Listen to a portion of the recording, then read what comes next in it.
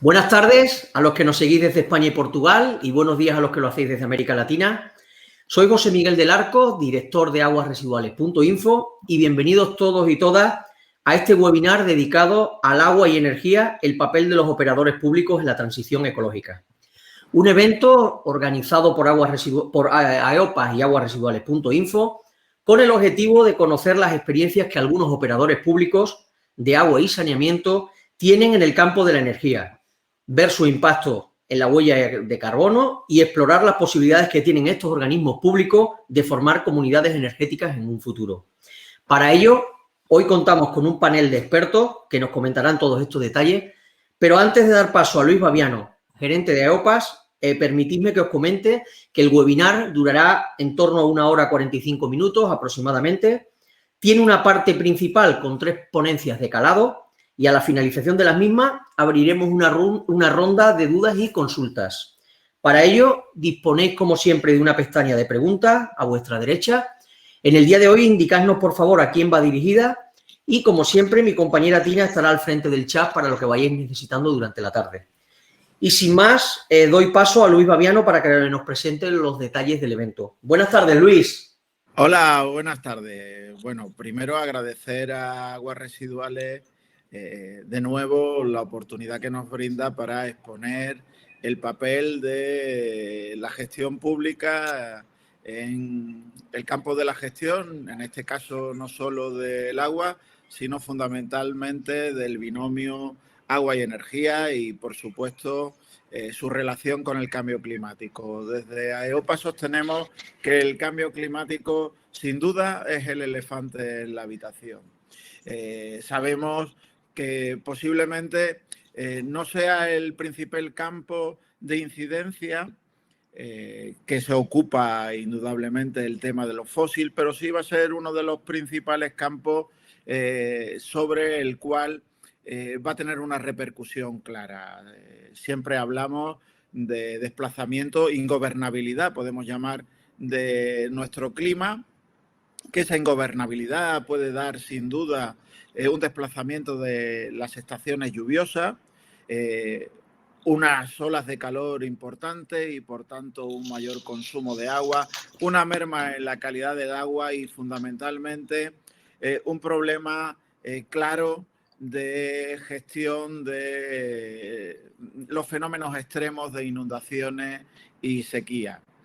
También sabemos que en nuestro país, que la península ibérica va a ser uno de los escenarios o de los epicentros que más va a afectar el fenómeno del cambio climático. No obstante, también aceptamos que el cambio climático es un reto y uno de los retos fundamentales es replantear el tema de nuestra relación de el agua con la energía y cómo podemos llegar a tener desde lo local y desde nuestras empresas públicas impulsar prácticas sostenibles y construcción de ciudades más amables. Para ello, hoy contamos con un elenco importante de experiencias. Sin duda, tenemos la ciudad que está apostando claramente por un cambio de modelo en el tema de la gestión de la energía, como es Palma, donde Manuel Menéndez, gerente de Maya, de la empresa pública de agua, de residuos y ahora también de energía, nos va a presentar ese modelo de Palma renovable, donde su ciudad está intentando producir y suministrar el 100% del agua que consume el municipio. Y eso es un gran reto. Y eso, sin duda, no se ha podido plantear sin contar con una empresa pública solvente y sin profesionales como Manuel, que llevan toda la vida trabajando en medio ambiente y que su campo profesional ha sido fundamentalmente la energía. Ha trabajado en grandes multinacionales de la energía y hoy su conocimiento está al servicio de lo público. Por otro lado, tenemos a un gran teórico, un político que ha diseñado en gran medida las políticas de energía y que ha reivindicado un modelo local de energía como Joan Herrera, que ahora trabaja en el Prat de Llobregat, en el área metropolitana de Barcelona, al servicio de nuestro socio Aigües del Prat, una ciudad sin duda pequeña en relación a otras ciudades, pero que está aportando muchísimo al debate de la gestión pública del agua y al campo de la energía. También contamos con la presencia de Benigno López, que para mí es un gran amigo y demuestra todo el campo desde su división de medio ambiente de la empresa metropolitana de Sevilla. Están demostrando cómo poco a poco se está reduciendo la huella energética y como una empresa pública de una gran área metropolitana está llevando a cabo una transición, en este caso energética, en un mundo en el que tenemos que replantearnos cuál es nuestra relación con el medio ambiente.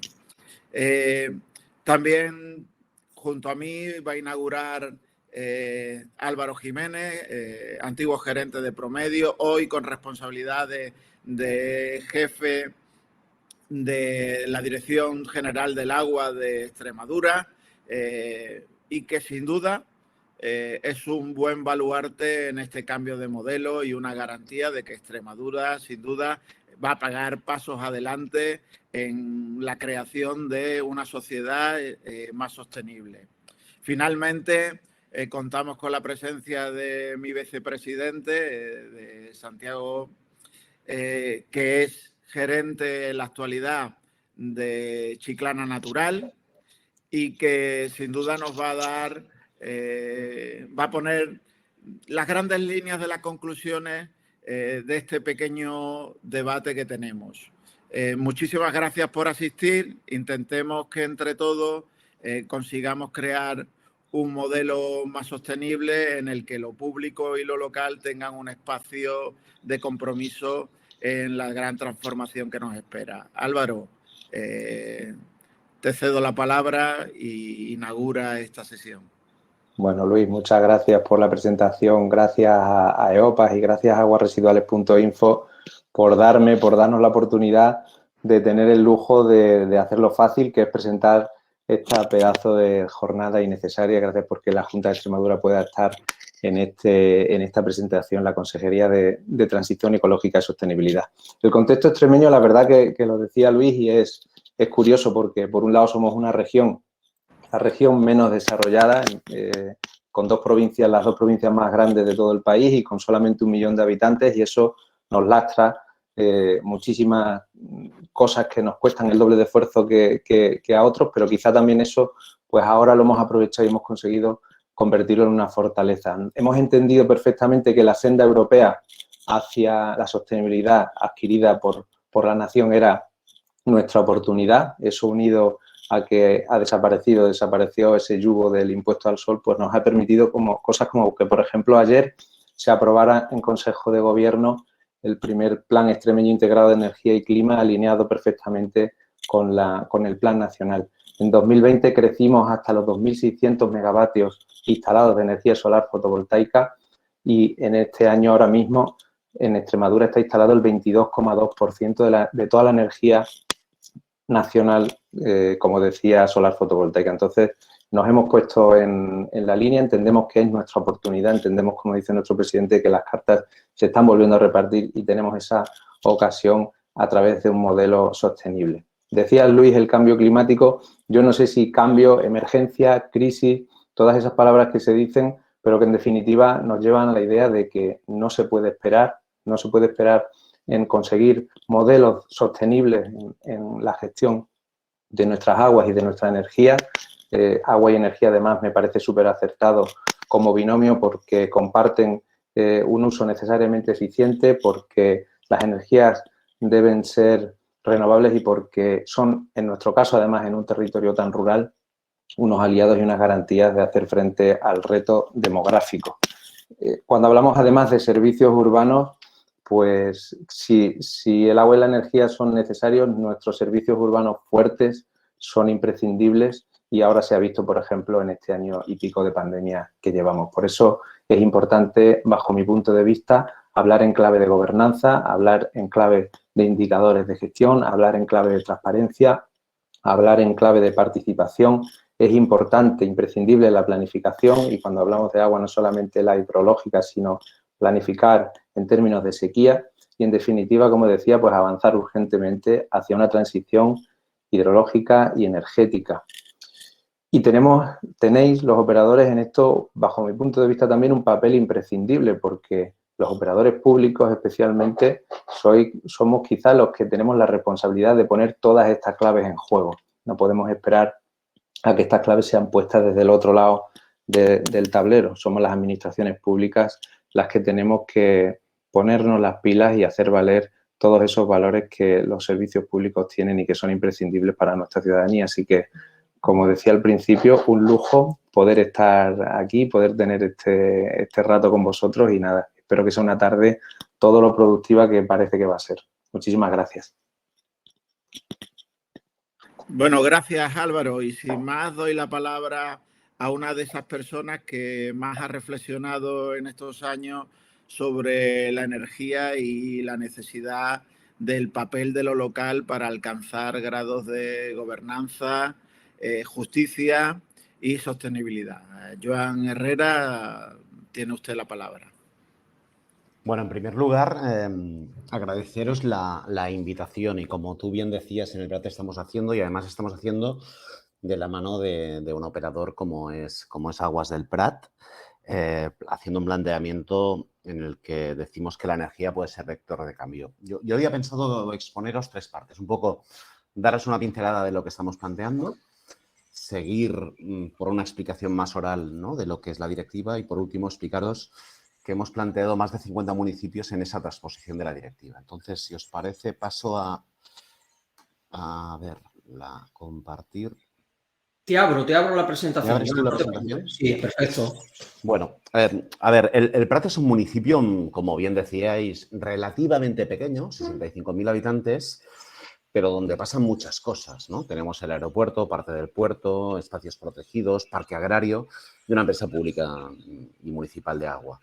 Pero hemos decidido hacer de la energía un vector de cambio, sabiendo que el papel de las ciudades, os diría que en los próximos años nos tendremos que poner las pilas con autoconsumo, pero lo que más podemos aportar en un lustro seguramente serán mercados de flexibilidad y de agregación. En un mix eléctrico con fuerte presencia de renovables, lo que mejor y más pueden aportar las ciudades es flexibilidad, agregación y adaptar los consumos a los momentos de máxima generación renovable o menos generación renovable. ¿Dónde estamos, no? Bueno, ya lo sabéis, ¿no? El marco normativo nos permite autoconsumo compartido en baja tensión o quien comparte transformador. No hay que pagar por el uso de la red de baja. La comunicación con la distri no es sencilla. Nos falta un modelo de reparto dinámico para desarrollar en autoconsumo compartido, aunque estamos a punto de aprobar el modelo de reparto horario y ese es un elemento clave para hacer el autoconsumo compartido, ¿no?, una realidad. Ya sabéis, ¿no?, los repartos estáticos hacen que si entre 4 nos repartimos el autoconsumo, cada uno tiene el 25%, pero si yo no estoy en casa y lo comparto con Benigno, pues Benigno no se puede quedar mi 25%, ¿no? Esto va a cambiar y yo lo que os diría es que hoy el autoconsumo es una excusa o un pretexto para articular ciudadanía, establecer esas estrategias de gestión de la demanda, las de almacenamiento, las de agregación, que además van a ir acompañadas de lo que ayer se aprobó, ¿no?, mediante, se publicó en el BOE, de la línea de ayudas que acaba de publicar Miteco y el propio IDAE. ¿Qué instrumentos planteamos nosotros? Y ahora después entraré a detallar, ¿no? Nosotros vemos que tenemos dos fantásticos instrumentos: comunidades de energía renovables y comunidades ciudadanas de energía. La primera emana de la Directiva Europea de Renovables y yo creo que es el instrumento más apropiado para operar en la España vaciada, especialmente cuando tu principal acción sea generación y generación de renovables. Por contra, la Comunidad Ciudadana de Energía, que emana de la Directiva Europea del Mercado Interior de Electricidad, es una figura mucho más detallada en la directiva. Es de ámbito predominantemente urbano y nos sirve más para autoconsumo, gestión de la demanda y almacenamiento. Y es cierto que la directiva le otorga muchas más prerrogativas, como luego explicaré. Hay diferentes maneras de llegar, ¿no? Cooperativas energéticas, movimientos ciudadanos, iniciativas municipales. Y hay 3 elementos claves, ¿no? Especialmente en la Comunidad Ciudadana de Energía. Se requiere una participación ciudadana, es decir, se deben articular marcos para que la ciudadanía participe y decida. Debe haber beneficios sociales y ambientales. Eso no significa que no pueda tener beneficios económicos, pero su principal objetivo no es el reparto de dividendos y es claramente un actor energético. La directiva dice y explica que podrá suministrar, generar, almacenar, entrar en los mercados de flexibilidad, agregar e incluso podrá operar, luego lo hablaremos, en distribución. Como os decía, el articulado establece la importancia de la gente, ¿no? Deben reservarse las competencias de decisión dentro de la Comunidad Ciudadana de Energía a los miembros que participen en la misma. Luego os explicaré cómo lo estamos encarando desde el PRAT. Y atención, lo que os explicaba, ¿no? Deben tener una entidad jurídica, caben todo tipo de actores, personas físicas, autoridades locales, pequeñas empresas no vinculadas con el sector energético. Hay una duda de si pueden entrar grandes empresas en dichas comunidades. La respuesta es sí, siempre y cuando no tengan el control, y está muy orientado a, como os decía, a electricidad. Y lo que dice la directiva es que van a tener que tener un marco claramente positivo. ¿Qué hacemos con este marco, no, desde el PRAT, ¿no? Nos planteábamos un debate, no bottom-up, top-and-down. Nuestra opinión es todo y en paralelo, ¿no? Entonces, lo que estamos haciendo es crear conciencia de energía en la ciudad. Hemos abierto lo que es la Casa de la Energía, que es un espacio de asesoramiento a ciudadanía, a empresas, pero también un espacio de intercambio, ¿no? En torno a la energía. Estamos dando un servicio para que cualquier ciudadano del PRAT te envíe tu CUPS, ¿no? Y en 48 horas lo que hacemos es decirle cuál es la tarifa a contratar. Para que os hagáis una idea, estamos alcanzando ahorros entre los vecinos y vecinas entre 250 y 350 euros anuales, poca broma. Y lo que hacemos es un análisis de las curvas muy fino y muy detallado. Lo estamos haciendo con una empresa, lo explico aquí, que es Pylon, que nos ofrece el servicio y que nos lo están haciendo muy bien también. Y lo que hemos planteado también es hacer del ayuntamiento un ejemplo. En nuestras ciudades, especialmente las metropolitanas, entiendo que la realidad de España es muy diversa, pero en zonas densas, lo que está claro es que los tejados del particular no siempre son los más aptos. Y por tanto, lo que vamos a es a un escenario de movilizar, en primer lugar, los tejados municipales y, en segundo lugar, esos tejados que están en un radio relativamente cercano al residencial, para conseguir precisamente instalación, pero autoconsumo compartido. ¿Y cómo lo hacemos? Pues fijaros, ¿no? Con estas islas donde ahora ya estamos instalando un mega. Fijaros bien, ¿no? En cada una de las islas tenemos autoconsumo, tenemos excedente, y ese excedente lo que hacemos es situarlo precisamente entre vecinas y vecinos. A esta medida, claro, podéis ver que es muy complementaria con la participación de vecinos, pero especialmente con familias vulnerables que están a lo largo y ancho de todo el municipio y que nos permite llegar precisamente a estos vecinos. ¿Cuál es el problema? Fijaros bien, ¿no? Este es el núcleo, pero si pudiésemos saltar a polígonos que están más allá de 500 metros, muchos de ellos de logística, que tienen mucha superficie y poco consumo, en realidad podríamos proveer, ¿no?, a muchos más vecinos de esa energía mucho más barata. Para que os hagáis una idea, de cada 10 euros que pagamos en la factura de la luz, 6 son cargos y peajes, 4 energía. El autoconsumo te libras de esos 6 y, por tanto, podemos abaratar el precio energético tanto para empresas como para vecinas y vecinos. A esto le vamos a añadir más potencia y de hecho ahora mismo, esto es una presentación un poco, lleva un cierto retraso, vamos a añadir 1,5 MB más con acuerdos con polígonos que están adyacentes, ¿no?, al núcleo urbano. Añadir institutos, que en este mega que instalamos en 22 tejados no lo habíamos añadido y estamos a punto de cerrar un acuerdo con la Consellería de Enseñamiento, porque los institutos no son del municipio, son de la Consejería. Y, bueno, ahora me va a permitir que os dé la primicia.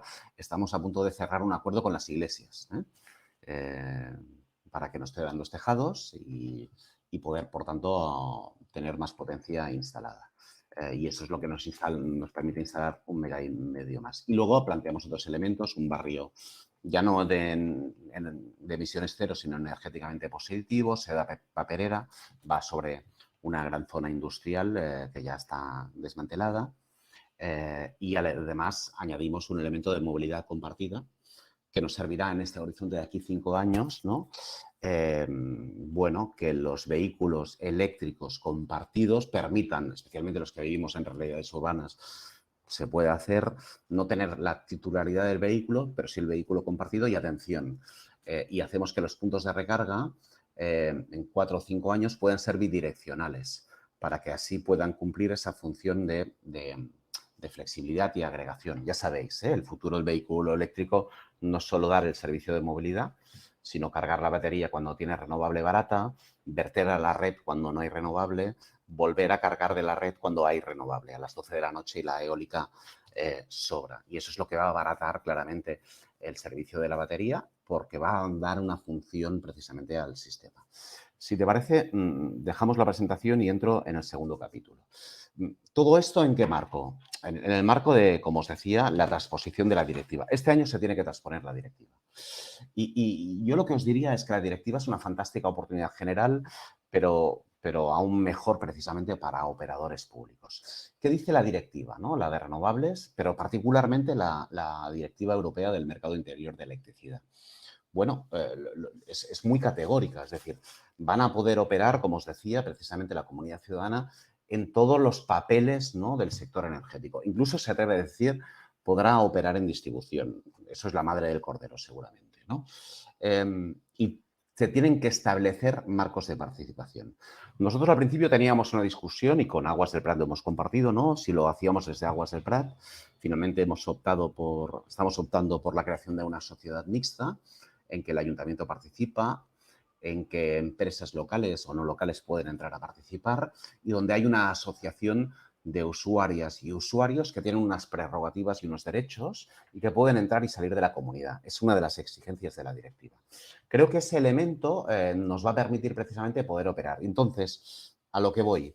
Desde más de 50 municipios lo que hicimos es presentar unas alegaciones cuando se abrió el proceso de exposición pública sobre cómo tenía que transponerse dicha directiva, en la que hemos dicho, yo creo que algunas cosas, bueno, significativas, relevantes y que algunas de ellas pueden tener un cierto recorrido.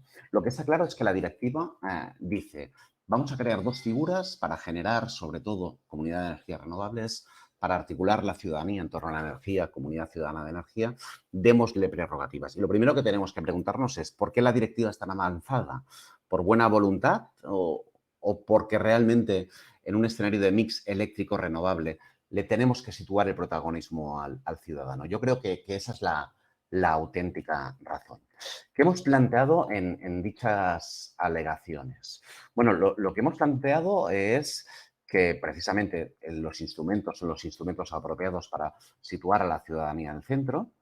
Luego, hemos dicho también, ¿no?, que se les tiene que reconocer las actividades a dichas comunidades permitiendo lo que se permite en otros marcos normativos. Hemos puesto los ejemplos de Irlanda, ¿no?, donde hay un marco normativo a favor de las comunidades energéticas sostenibles.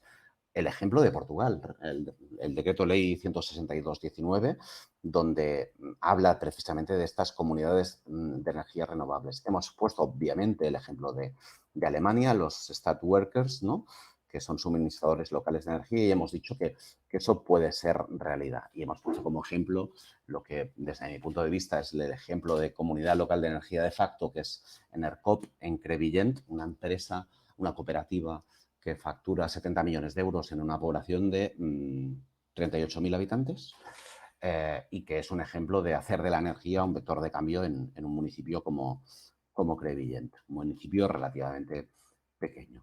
Le hemos trasladado la necesidad de modelos y plantillas, esto es lo de menos.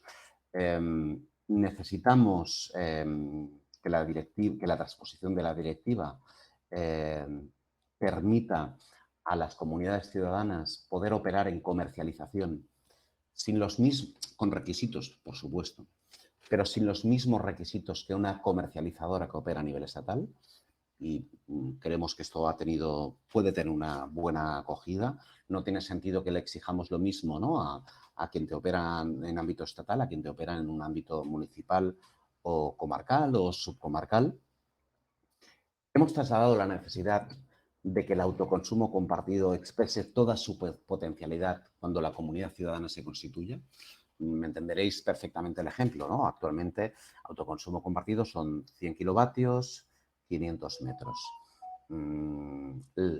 Esta medida, que se estableció en el Real Decreto 244, y os lo digo porque estaba allí, se estableció como una medida de prudencia. No sabíamos si la red de baja aguantaría este cambio de elemento de bidireccionalidad.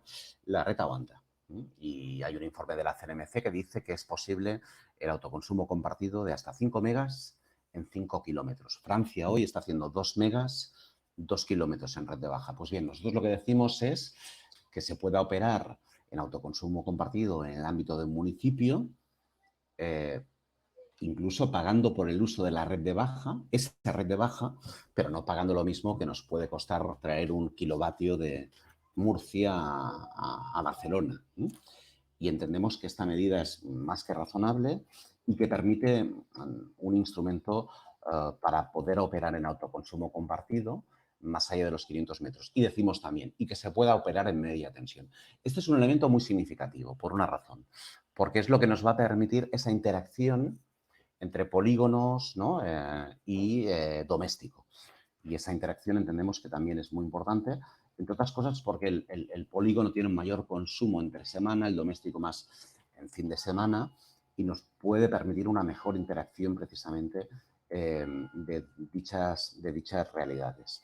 Obviamente planteamos, ¿no?, incentivos económicos indirectos.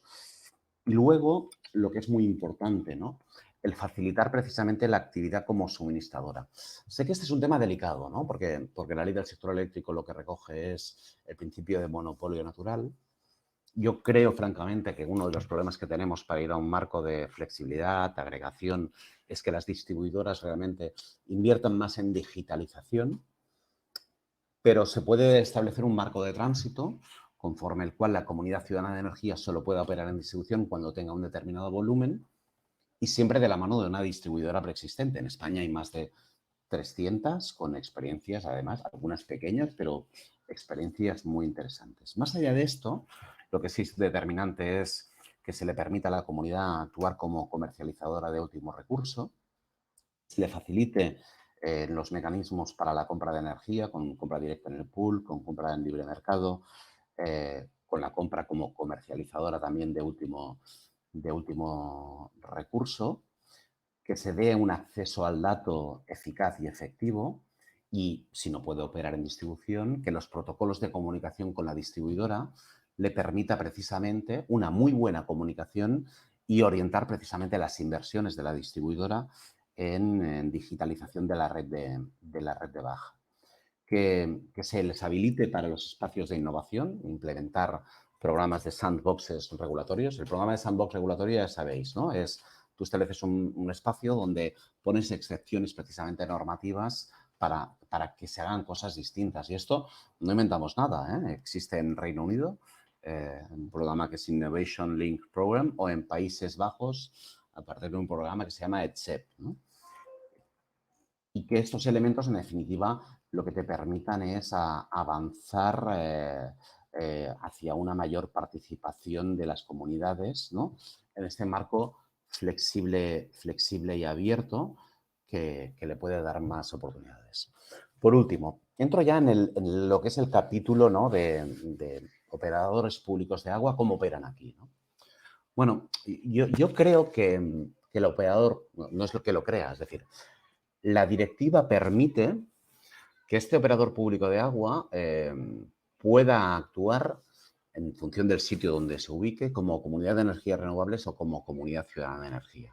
Seguramente se tendrán que adaptar estatutos, ¿no? Tienes que establecer un marco de participación del usuario, ese es un elemento clave y fundamental, pero lo que está claro es que si se tiene voluntad de operar como comunidad ciudadana de energía con este marco de participación ciudadana, abriéndolo, ¿no?, o como comunidad de energías renovables más orientado a generación, este operador público de agua puede poder operar precisamente en este campo.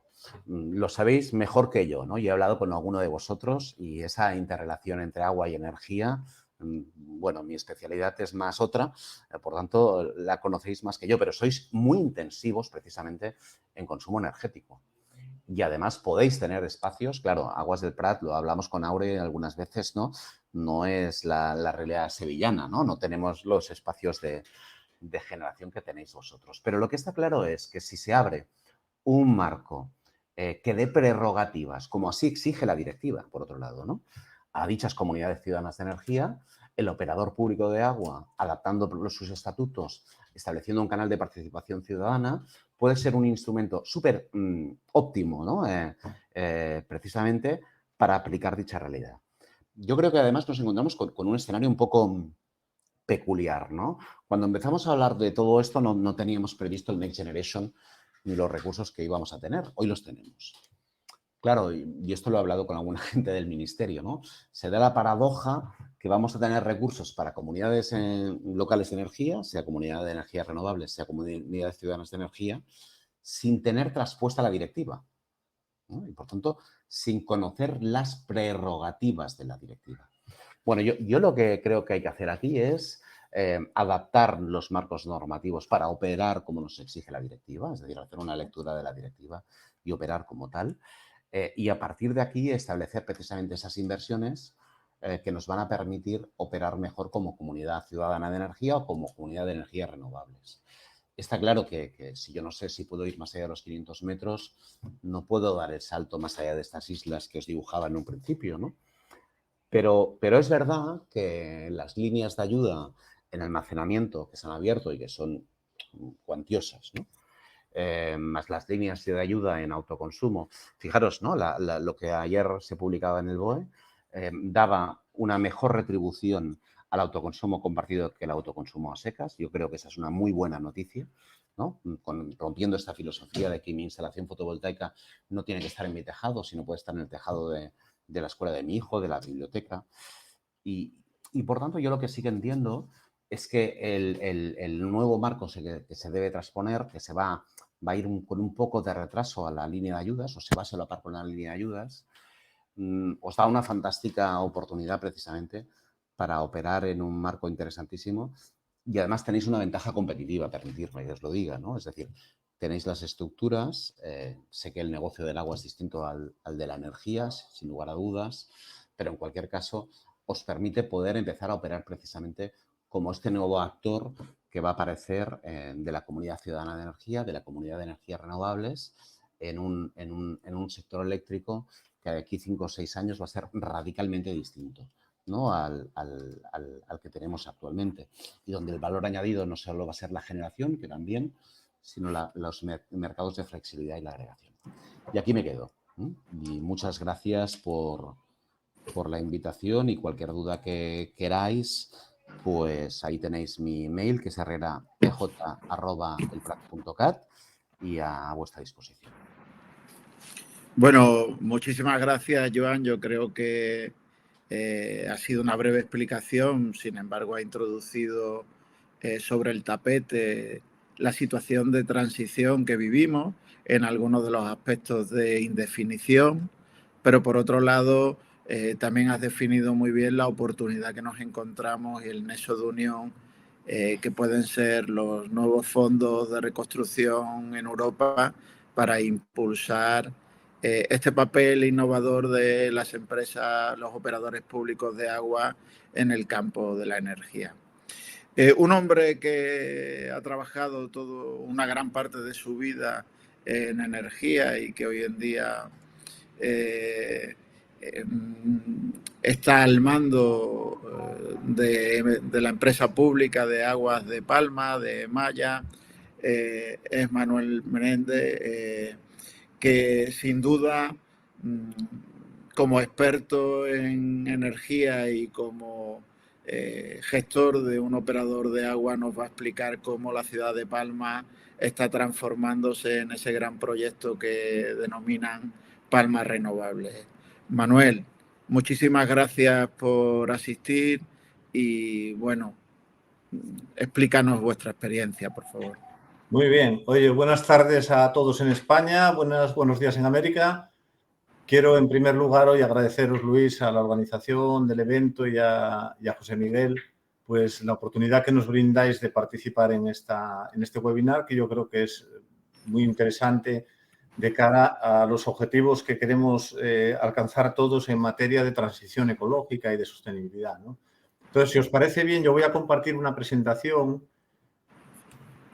Vamos a ver, en la que quería contaros un poco nuestra experiencia y qué es lo que nosotros estamos haciendo en el ámbito del agua y de la energía, ¿no? Estupendo, ya lo vemos, Manuel. Dale, por favor, a ocultar aquí y quitas esa barrita y estupendo. Ay, perfecto, adelante. La veis bien, ¿verdad? Adelante, perfecto. Vale, pues os voy a contar el caso de Maya, que es la empresa municipal de aguas y alcantarillado del Ayuntamiento de Palma. Voy a hacer una breve introducción, luego os hablaré del autoconsumo contando unas ideas previas que nos van a ayudar a comprender lo que voy a contar luego, que es el proyecto Palma Renovable muy ambicioso que tenemos aquí en la ciudad. Os contaré también con qué instalaciones va a contar Maya y cuáles tenemos que construir pues, para llevar a cabo todo este proyecto. Hablaré de nuestro proyecto de red de carga de vehículos eléctricos en Palma y finalmente terminaré contándoos nuestros objetivos de transformación digital y cómo vamos a controlar centralizadamente todas nuestras operaciones, ¿no? Y finalmente ya, pues a modo de conclusiones, pues os haré una serie de recomendaciones de lo que en nuestra experiencia se debe tener en cuenta para alcanzar el éxito en este tipo de proyectos, ¿no? Bueno, nuestra empresa tiene una media de 1.400 empleados, porque hay una estacionalidad importante. En verano crecen sobre esta cifra para atender las necesidades inducidas por el turismo, ¿no?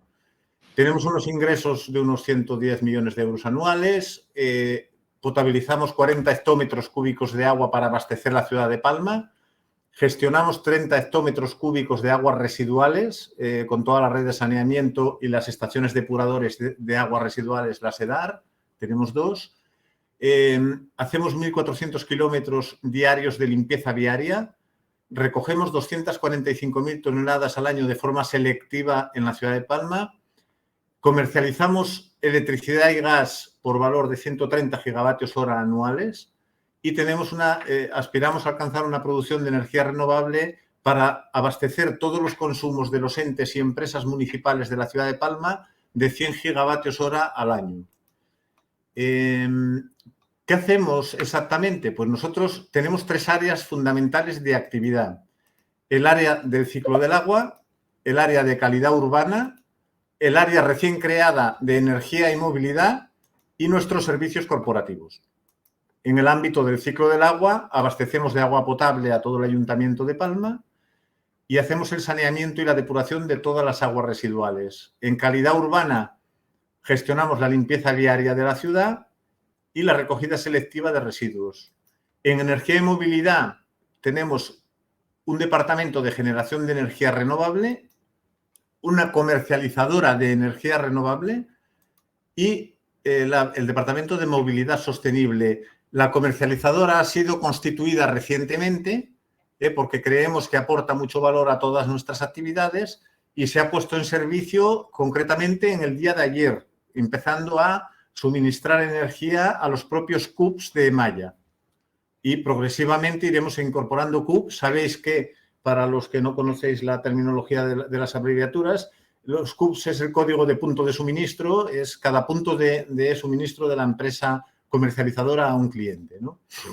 Y nuestros servicios corporativos son el área de proyecto, los servicios jurídicos, los recursos humanos, el departamento económico-financiero, el área de transformación digital y la de comunicación, en la que cobran especial relevancia estos 4 de cara a implantar estos proyectos de una cierta complejidad, ¿no?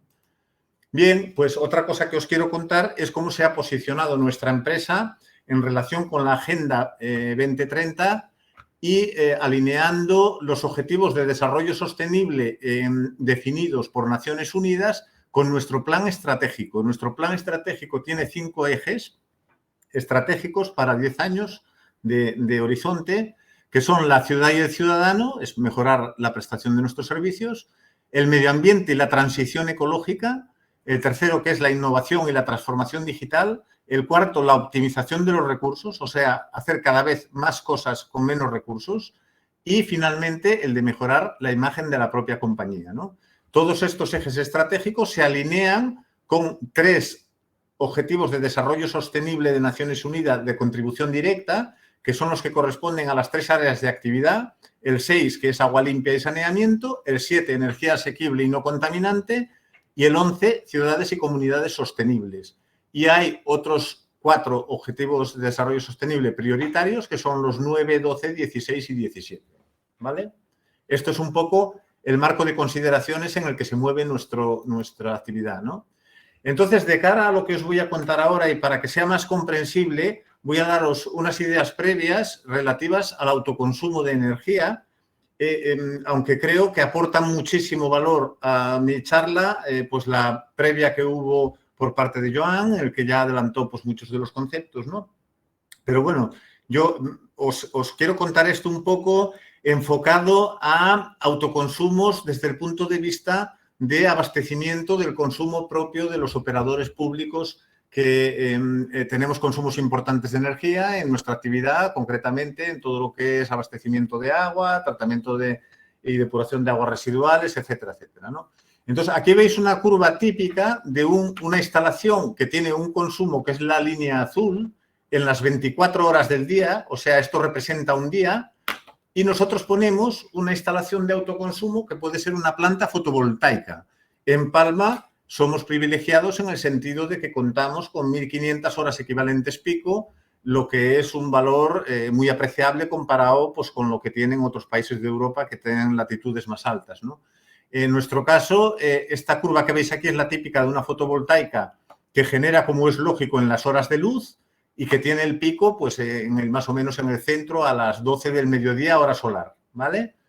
¿Qué ocurre aquí? Pues que tenemos la curva de consumo y la curva de producción y tenemos una energía sustituida, que es esta de la parte inferior, que es la energía que habríamos consumido de la red con nuestra instalación, pero que no lo hacemos porque hemos generado con fotovoltaica esa misma cantidad.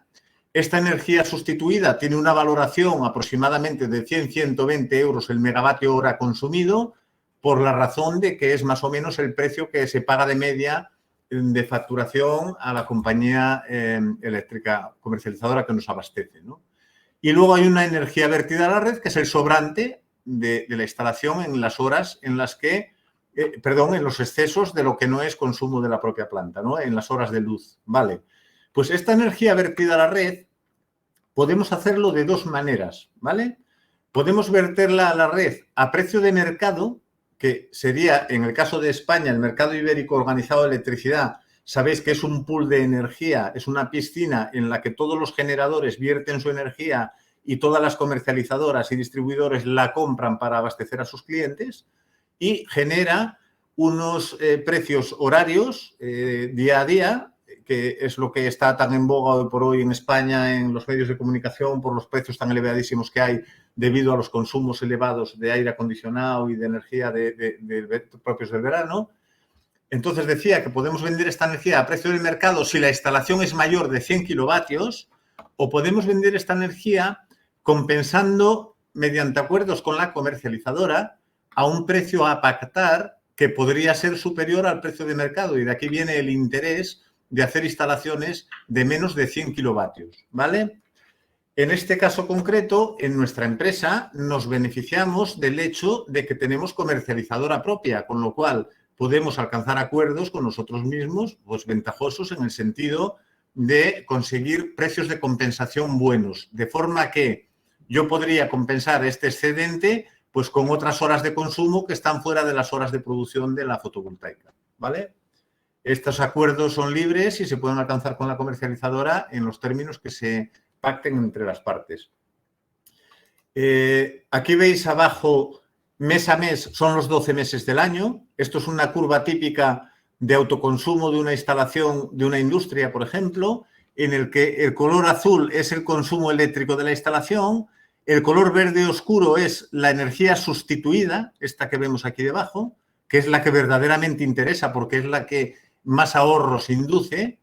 El color verde clarito es la energía exportada a la red, que es esto de que vemos aquí arriba, y la línea amarilla son las producciones mes a mes de la planta fotovoltaica, en este caso, ¿no? Aquí yo creo que se ve gráficamente en qué consiste el autoconsumo de energía cuando hablamos de una industria o de un operador, ¿no? Bien, pues aquí tengo otra diapositiva que muestra lo mismo, la energía sustituida, y muestra la posibilidad pues, de almacenar energía. Entonces, cogeríamos la energía excedente de producción de estas horas, se almacenaría en baterías de ion litio, por ejemplo, de forma que en las horas que no hay producción solar podríamos suministrar desde las baterías esa energía para consumo de la instalación, haciendo que este número de megavatios hora de consumo sustituidos aumente en una capacidad notable, ¿no? Bien, este es el interés que tiene el almacenamiento. ¿Qué dificultades tiene? Pues que tiene unas inversiones elevadas y que son sistemas que son, como decía, tienen un coste elevado y disminuyen la rentabilidad de las instalaciones, ¿no? Algunos sistemas de almacenamiento que hay, pues las centrales hidroeléctricas reversibles, las baterías de ion litio, el aire comprimido, la fabricación de hidrógeno para almacenarlo y consumirlo posteriormente, el calor latente, esta es más bien típica de termosolar, los volantes de inercia, esto es el grado de madurez de estas tecnologías y estas son las dos por las que ha apostado Emaya en su proyecto, ¿vale? Aquí, como pincelada, veis aquí todos estos tipos de almacenamiento de energía, la central reversible hidráulica, que como sabéis, turbina energía en las horas punta y la bombea consumiendo energía de la red en las horas valle, las baterías de ion litio, el aire comprimido, el hidrógeno, los volantes de inercia y las sales fundidas. Esta es típica, como decía, de la energía termosolar. Esto es una tabla en la que veis una serie de valores ahí de la tecnología, las capacidades energéticas, etcétera, etcétera. No tiene más que la curiosidad de conocerlo. Y ahora os contaré, conocido todos estos pinceladas de teóricas, el proyecto Palma Renovable que hemos planteado aquí y que es el fiel reflejo de la apuesta firme del Ayuntamiento de Palma por la sostenibilidad y la contribución a la transición ecológica, abasteciendo con un objetivo de abastecer y producir la energía renovable que consumen todos los organismos y empresas municipales del Ayuntamiento de Palma, con energía renovable generada por nosotros mismos. De este modo, tenemos una serie de puntos de consumo, unos CUPs, que aproximadamente son 1000 en el Ayuntamiento de Palma, con un consumo anual de unos 100 gigavatios hora al año. Para que os hagáis una idea, esto a precio de factura viene siendo 12 millones de euros aproximadamente, 11 o 12. Y todo esto es el fruto del consumo de las empresas municipales como Emaya, la empresa municipal de transportes, el Instituto Municipal de Informática, infraestructuras, alumbrado, urbanismo, movilidad, la empresa funeraria municipal, que curiosamente tiene unos consumos de energía importante por la refrigeración de los tanatorios, y todo este mare magnum de consumo pretendemos abastecerlo con energía renovable. ¿Y cómo lo pretendemos hacer? Pues, por un lado, creando una comercializadora que abastecerá todos estos CUPs, abasteciéndose de energía a su vez en el mercado ibérico de electricidad. Esto es el operador del mercado ibérico de electricidad, que es el pool este del que os hablaba, de energía, en el que compran todas las comercializadoras la energía necesaria para suministrarla a sus clientes. En este caso, los entes y organismos municipales del Ayuntamiento de Palma, con la comercializadora de Maya, ¿vale? Esto es una primera actuación que permite aprovecharse de los márgenes comerciales que nos ahorraremos pues, en las facturas que antes veníamos pagando a comercializadoras de terceros, ¿no? Esto es una opción, es una vía, pero hay otra de gran relevancia que es el autoconsumo amparado en el Real Decreto 244/2019 de 5 de abril, que bien conocéis todos, bueno, en España, nuestros asistentes de América pues tendrán sus correspondientes normativas al respecto. Aquí es esta y consiste un poco pues en todos los pormenores que nos estuvo contando Joan al principio, ¿no? Pero ¿en qué consiste esto? Pues consiste en montar nuestras instalaciones de autoconsumo para dar servicio a todos estos CUPs en número de 1000, que podemos hacerlo de varias maneras según lo que dice este Real Decreto. Una de ellas es agrupar todos los consumos que hay en un radio de 500 metros. Otra de ellas es coger todos los consumos que cuelgan del mismo transformador de la distribuidora en baja tensión y se pueden agrupar también. ¿Qué tenemos que conseguir? Pues agregar consumos por áreas geográficas de forma que podamos buscar instalaciones y lugares donde instalar las plantas de producción generalmente de energía fotovoltaica y que pueden ser pues tejados de escuelas, pueden ser aparcamientos, pueden ser polideportivos, centros de salud, todos aquellos solares municipales disponibles en el ayuntamiento. Tenemos todo esto a nuestra disposición y estamos haciendo los estudios de ingeniería necesarios para optimizar toda esta instalación. ¿Cómo casa esto con el almacenamiento de energía? Pues aquí veis unas instalaciones que vamos a poner de una hidráulica reversible en el embalse de Gorblau, que es uno de los 2 embalses que abastecen de agua a la ciudad de Palma, baterías de ion litio, y estas 2 instalaciones de almacenamiento pueden trabajar detrás del contador, que es la flecha de la derecha, que es dando servicio a las instalaciones de autoconsumo, o bien delante del contador, vendiendo servicios al operador del mercado ibérico de electricidad, de almacenamiento, de restricciones técnicas, de servicios complementarios, etcétera, etcétera. Y todo esto se complementará con otra serie de instalaciones en régimen general que son básicamente fotovoltaicas y una central hidroeléctrica convencional en el embalse de Cúber, ¿vale? Todo ello nos permitirá suministrar 100 gigavatios hora al año de consumos en 1000 CUPs con unas instalaciones que son la de biogás de 2 megavatios, 21 megavatios de fotovoltaica en régimen de autoconsumo en distintos puntos de parcelas municipales, las baterías de ion litio, 24 megavatios hora en inversores, 120 megavatios hora de almacenables en baterías, una hidro reversible con 1,2 megavatios de potencia, una convencional de 5,4 en Cúber y 23 megavatios de fotovoltaica en régimen ordinario, ¿vale? Todo esto, os cuento muy por encima porque el tiempo se está terminando, los 2 embalses de abastecimiento de agua a la ciudad de Palma.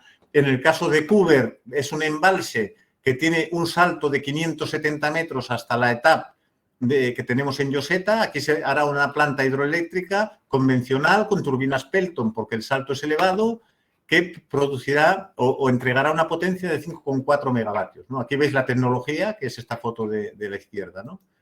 En el caso de la reversible de Gorblau, pues escoger el embalse de Cúber y el de Gorblau se unen con una tubería y con unas instalaciones que permiten hacer un aprovechamiento reversible bombeando energía al embalse superior en las horas que la energía es barata y turbinándola en las horas que la energía es cara. La instalación es de este estilo, es todo subterráneo porque evidentemente estamos en la Sierra de Tramontana de la isla de Mallorca, que es patrimonio de la humanidad, con lo cual el impacto medioambiental tiene que ser absolutamente cero, nulo, ¿no? Porque si no, no nos autorizarían, ¿vale? Aquí veis una distribución geográfica de las instalaciones que tenemos previsto instalar. El Ayuntamiento de Palma es toda esta área de aquí, del sur de la isla.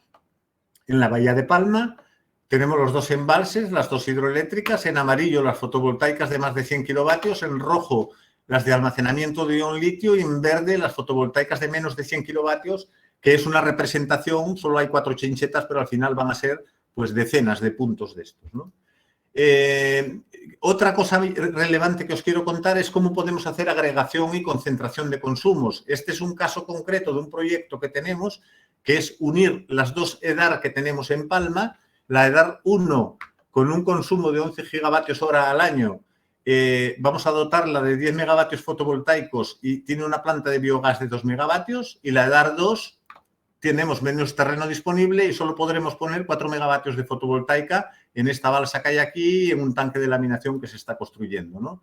Entonces, al amparo del Real Decreto 244, planteamos hacer una interconexión con una línea directa del artículo 3, apartado F del decreto, y lo que nos permite es aunar el consumo de ambas instalaciones, consiguiendo este efecto que veis aquí, que es producir en las horas de luz con energía fotovoltaica.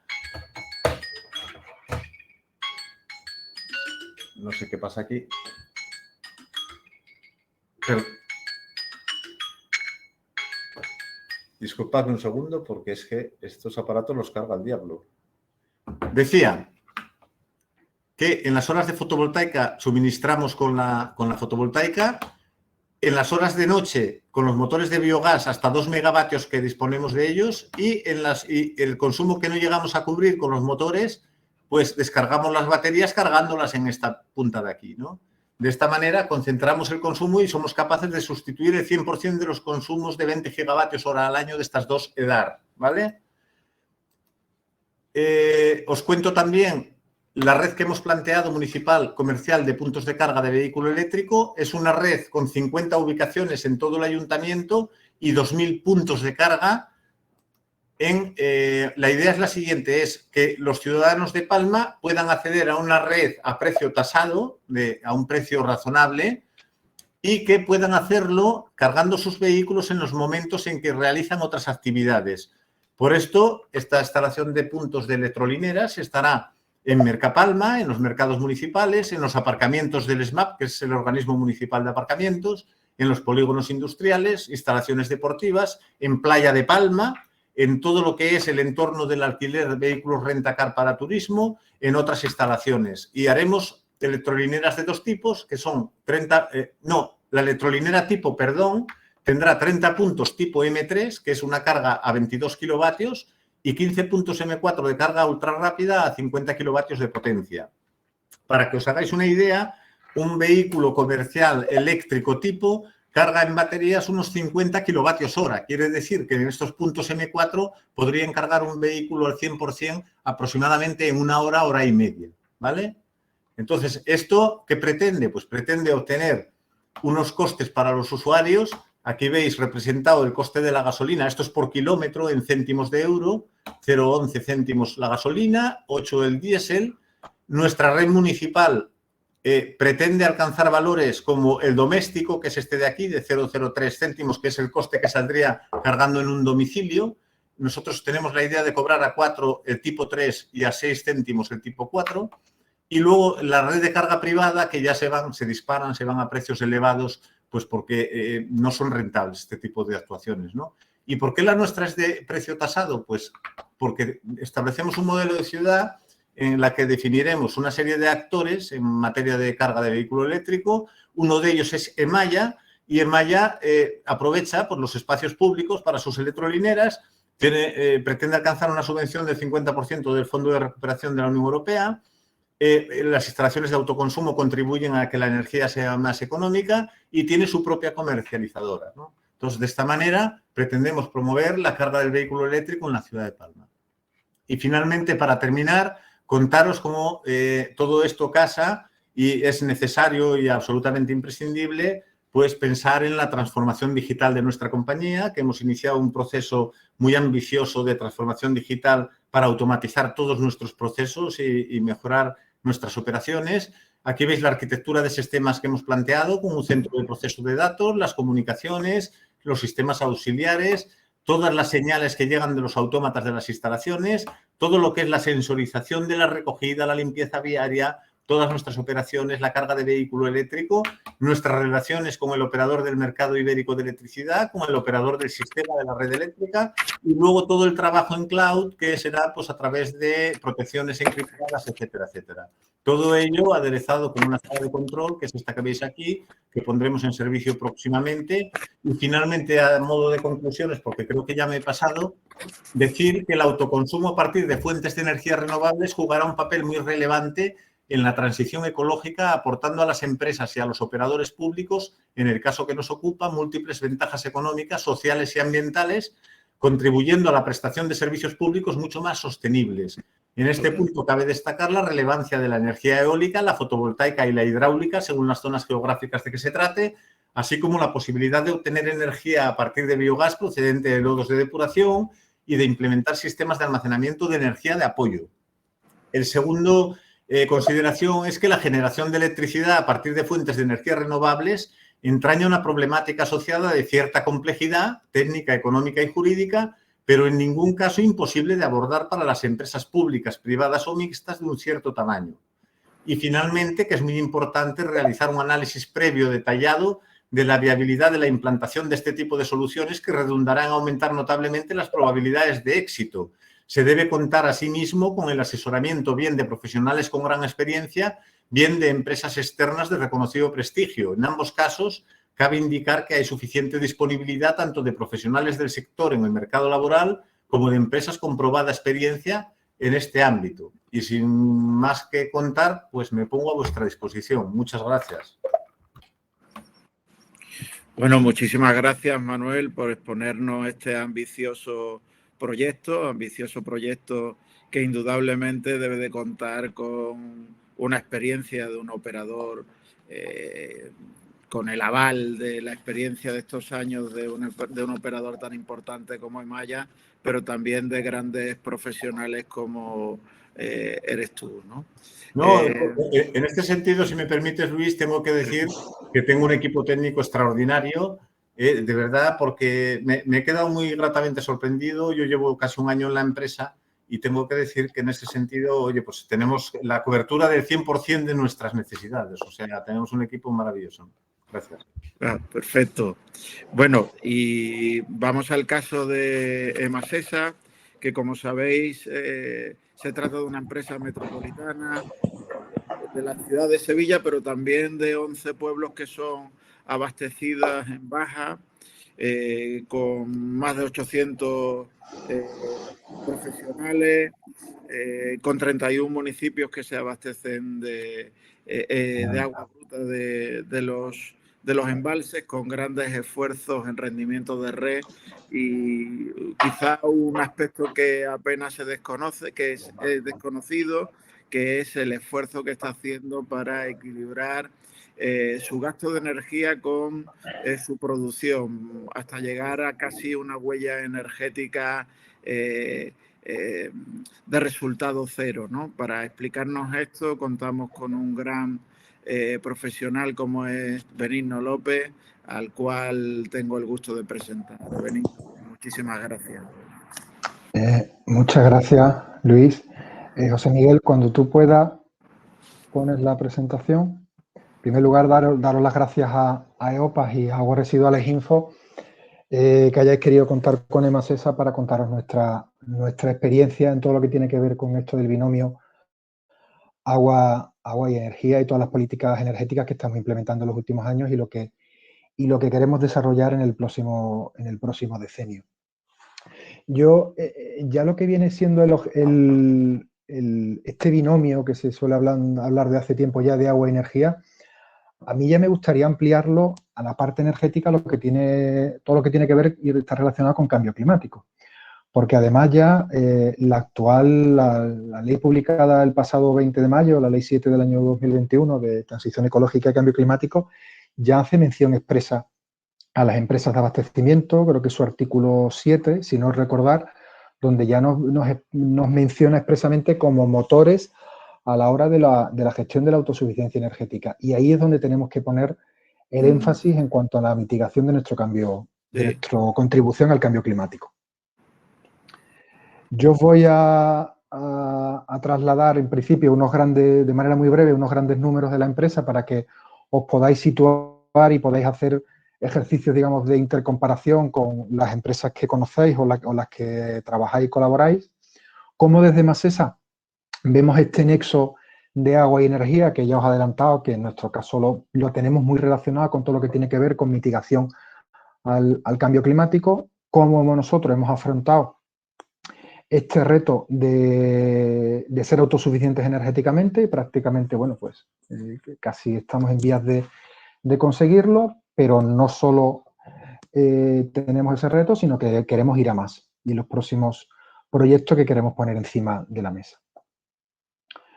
Para que os hagáis una idea, Emasesa, como bien ha comentado hace un momento Luis, prestamos servicio en Baja a 1 millón de habitantes, somos la empresa metropolitana de abastecimiento y saneamiento de aguas de Sevilla, damos agua a 300.000 habitantes en Alta, captamos 97 hectómetros procedentes de 6 embalses, donde potabilizamos el agua a través de 3 estaciones de tratamiento de agua potable, potabilizando un total de 72 hectómetros, que distribuimos a nuestros usuarios en 3.700 kilómetros de red de abastecimiento y otros 3.000 de saneamiento para la recogida del agua una vez utilizada por parte de los usuarios.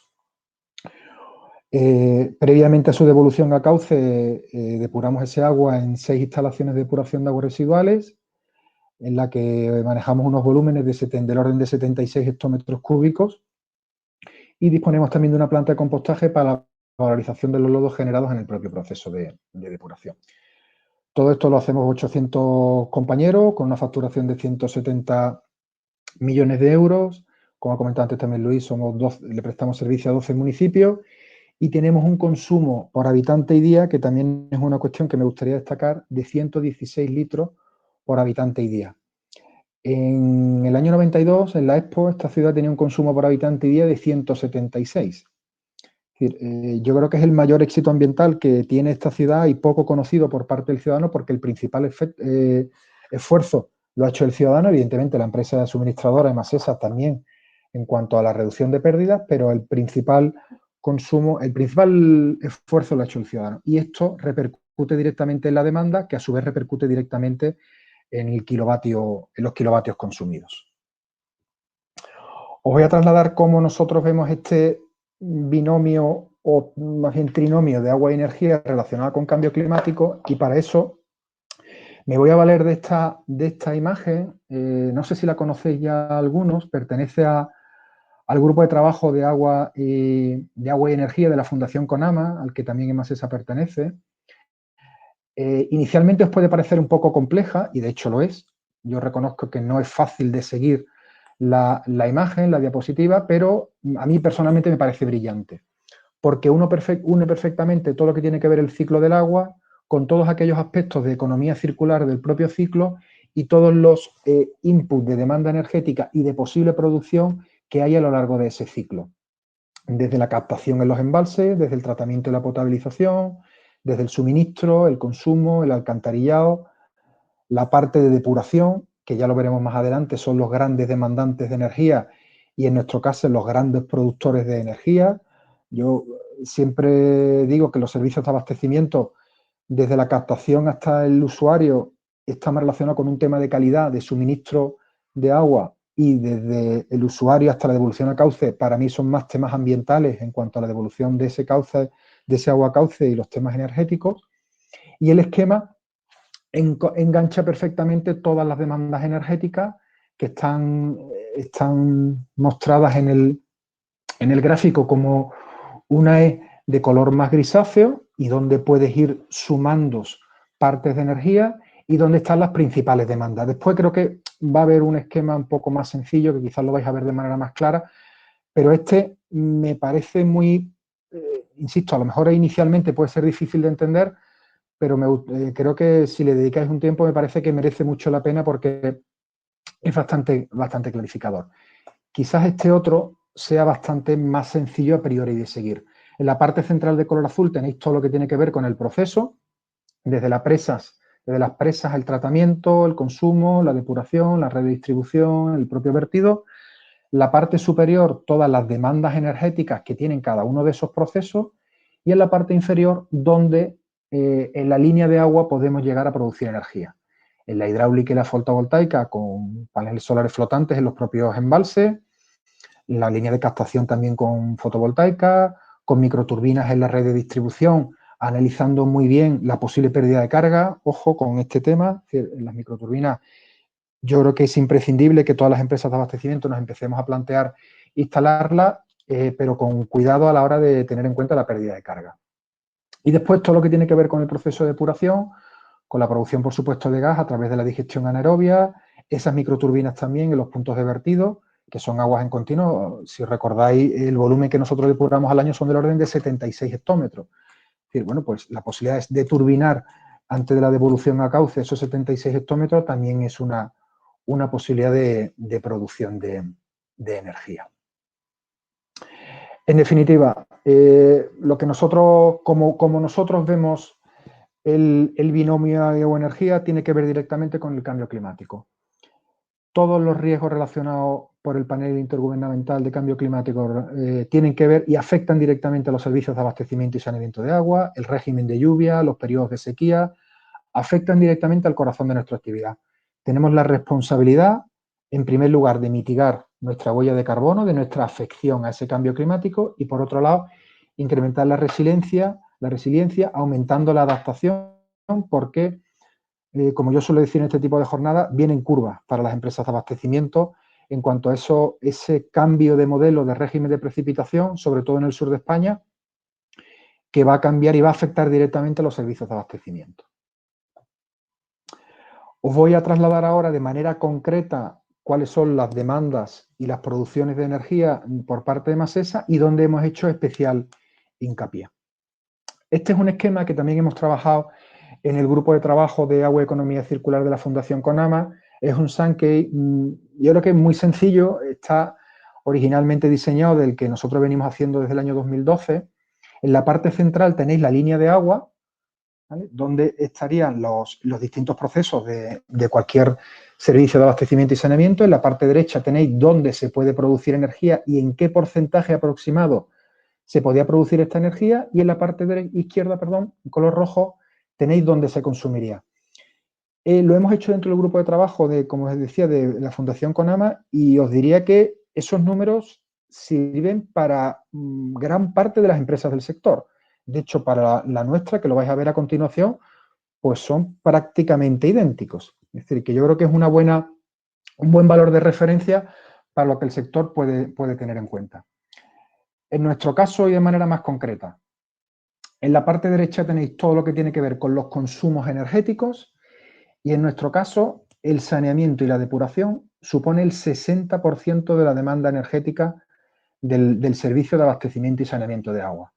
Tenéis en nuestro caso, por ejemplo, la depuradora de Copero, que es la mayor del sur de España, que tiene un consumo del orden de 12,8 gigavatios al año. En la parte izquierda, por contra, tenéis todo lo que tiene que ver con la capacidad de producción que tenemos. Esto os hablo de datos, lo que tenéis ahí son datos del año 2020. ¿Vale? Todo lo que tiene que ver en la parte izquierda con la parte azul es la producción que tenemos en las 3 centrales hidroeléctricas que tenemos en el embalse de Aracena, el embalse de Zufre y en el embalse de La Minilla. Y por otro lado, la cogeneración de energía eléctrica que tenemos procedente de la quema del biogás de la digestión anaerobia en las depuradoras. En el caso de la producción de energía de las depuradoras, es energía que va directamente a autosuficiencia en nuestras EDAR. Para el caso de las minicentrales hidroeléctricas, es una energía que se vierte directamente a red porque en los puntos de producción no hay actualmente, por supuesto, esa demanda energética. De tal forma que lo que yo considero un año hidrológico bastante malo, por lo menos aquí en la unidad territorial que estamos en la Confederación Hidrográfica de Guadalquivir, hemos conseguido niveles de autosuficiencia del 71,15%. Es decir, somos capaces de producir el 71% de la energía que consumimos. A mí me gustan más valores del año 2018 y 2019, donde estábamos en valores del 84%, incluso en 2019 del 89%. ¿Dónde está el principal descenso? Está la energía hidroeléctrica. Seguimos dependiendo prácticamente casi en un 50% de la energía hidroeléctrica y ese es nuestro objetivo, potenciar la parte fotovoltaica y potenciar la codigestión en depuración para la parte que no somos capaces, que somos capaces de producir pero no de autoconsumir, seamos cada vez menos dependientes de ella. Aquí tenéis nuestro Sankey energético, como intuía que no lo ibais a ver bien porque no cabe de manera clara en una diapositiva. Es el mismo esquema que os he puesto al principio, pero ya con nuestros datos y de manera ya más detallada, con indicadores, consumo, ratios de energía y demás.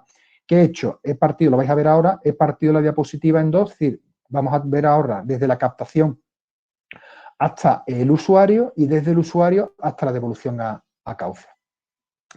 Aquí tenéis la primera parte, donde tenéis los datos de captación, donde tenéis los volúmenes de abducción y en cuanto a los ratios de consumo de energía por decámetro cúbico para la abducción y para el tratamiento. Esta parte ya si os digo yo que no tiene por qué ser exactamente igual en todos los servicios de abastecimiento y depende mucho de la orografía y de los sistemas de captación que tengan cada uno de los servicios de abastecimiento y saneamiento de agua.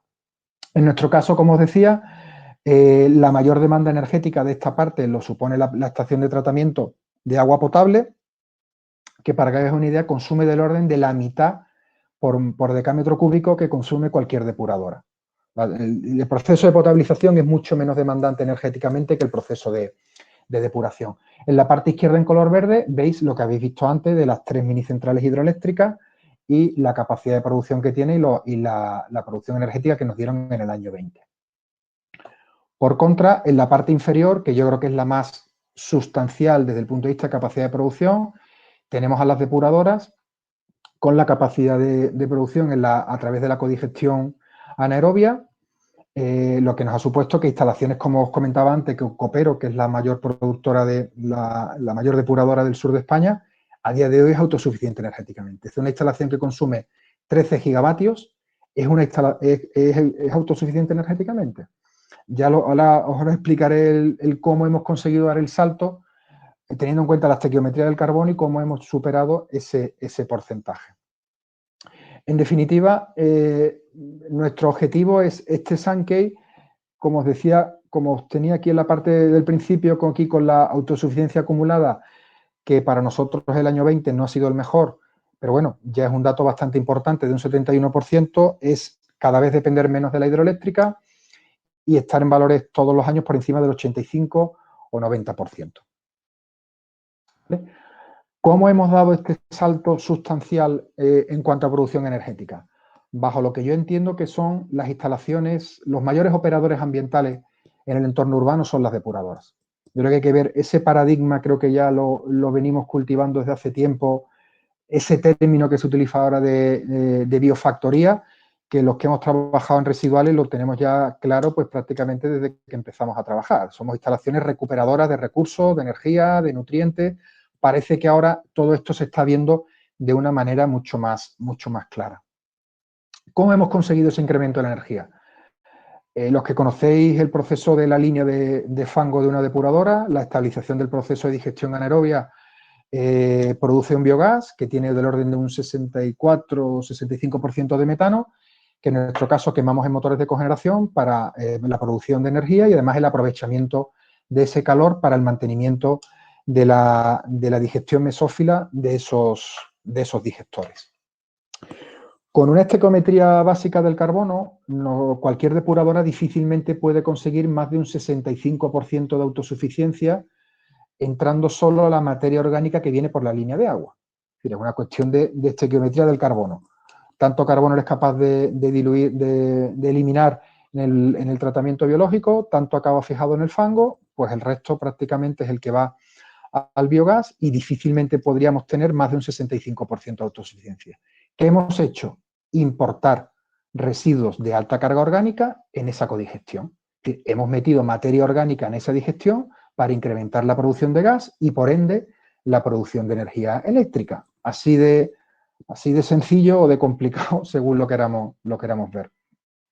¿Eso qué ha supuesto? Pues que en los últimos años estamos importando a nuestras depuradoras del orden de más de 120 o 130.000 toneladas de residuos. Ojo, en materia húmeda. Si eso lo lleváramos a materia seca al 100%, estaríamos hablando de entre 8, el año que más fue el año 19 con 10.000 toneladas y el año 20, que es un poco, todos sabemos que es un año un poco anómalo, estuvimos en 6.285 toneladas. Bien, pues esos residuos y el proceso de digestión se acaba traduciendo en esta gráfica que veis aquí. En la parte inferior veis tabulado la cantidad que nosotros somos capaces de producir en fotovoltaica y eólica. Eso están, los datos de referencia no los he puesto, pero están en kilovatios, ¿vale?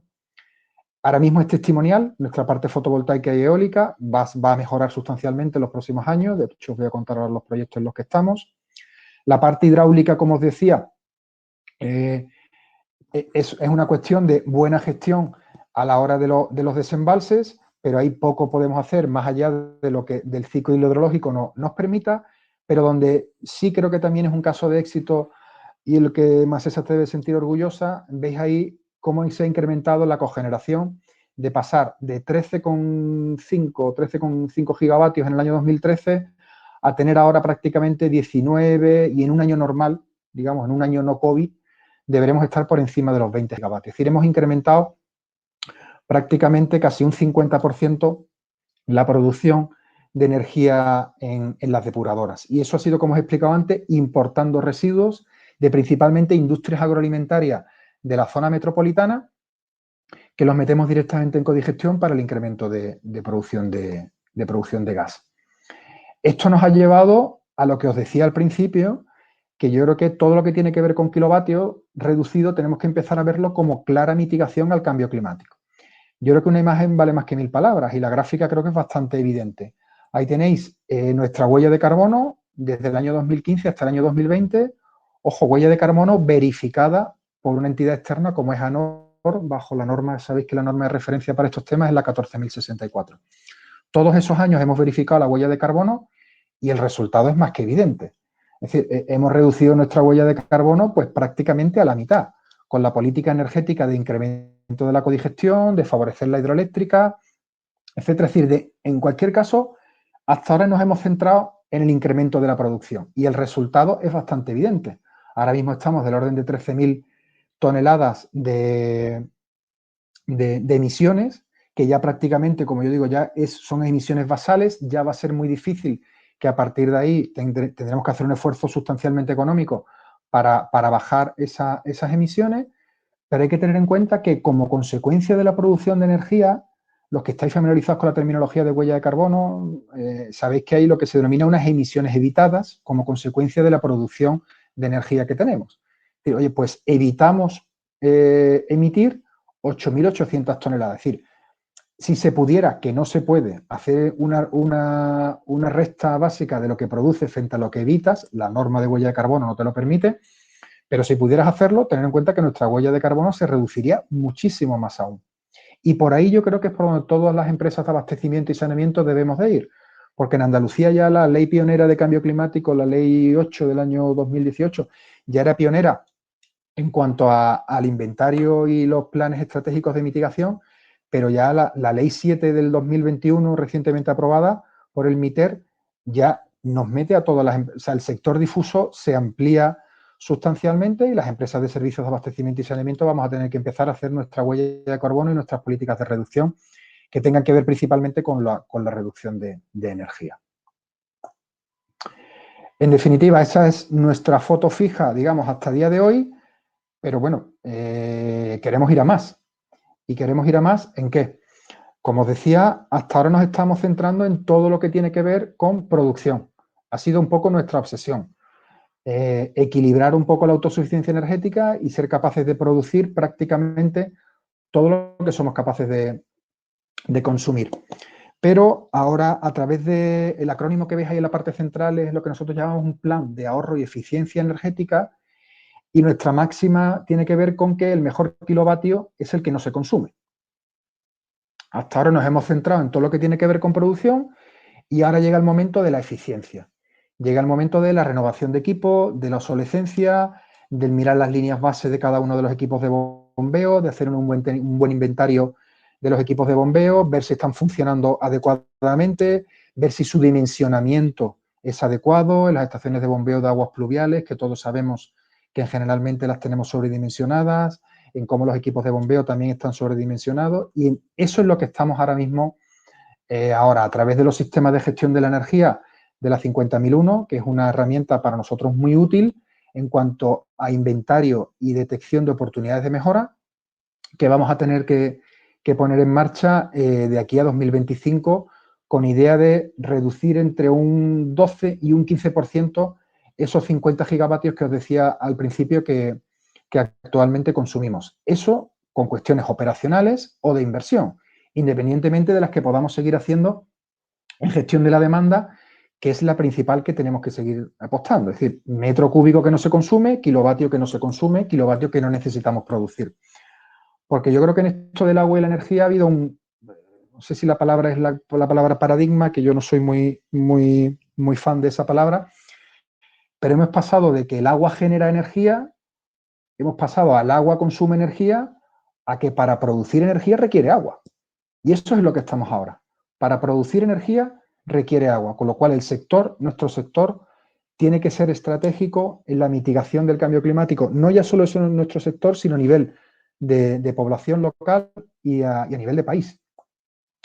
Por último, contaros de manera muy rápida y muy breve los proyectos de manera concreta en los que estamos, que vamos a licitar en breve.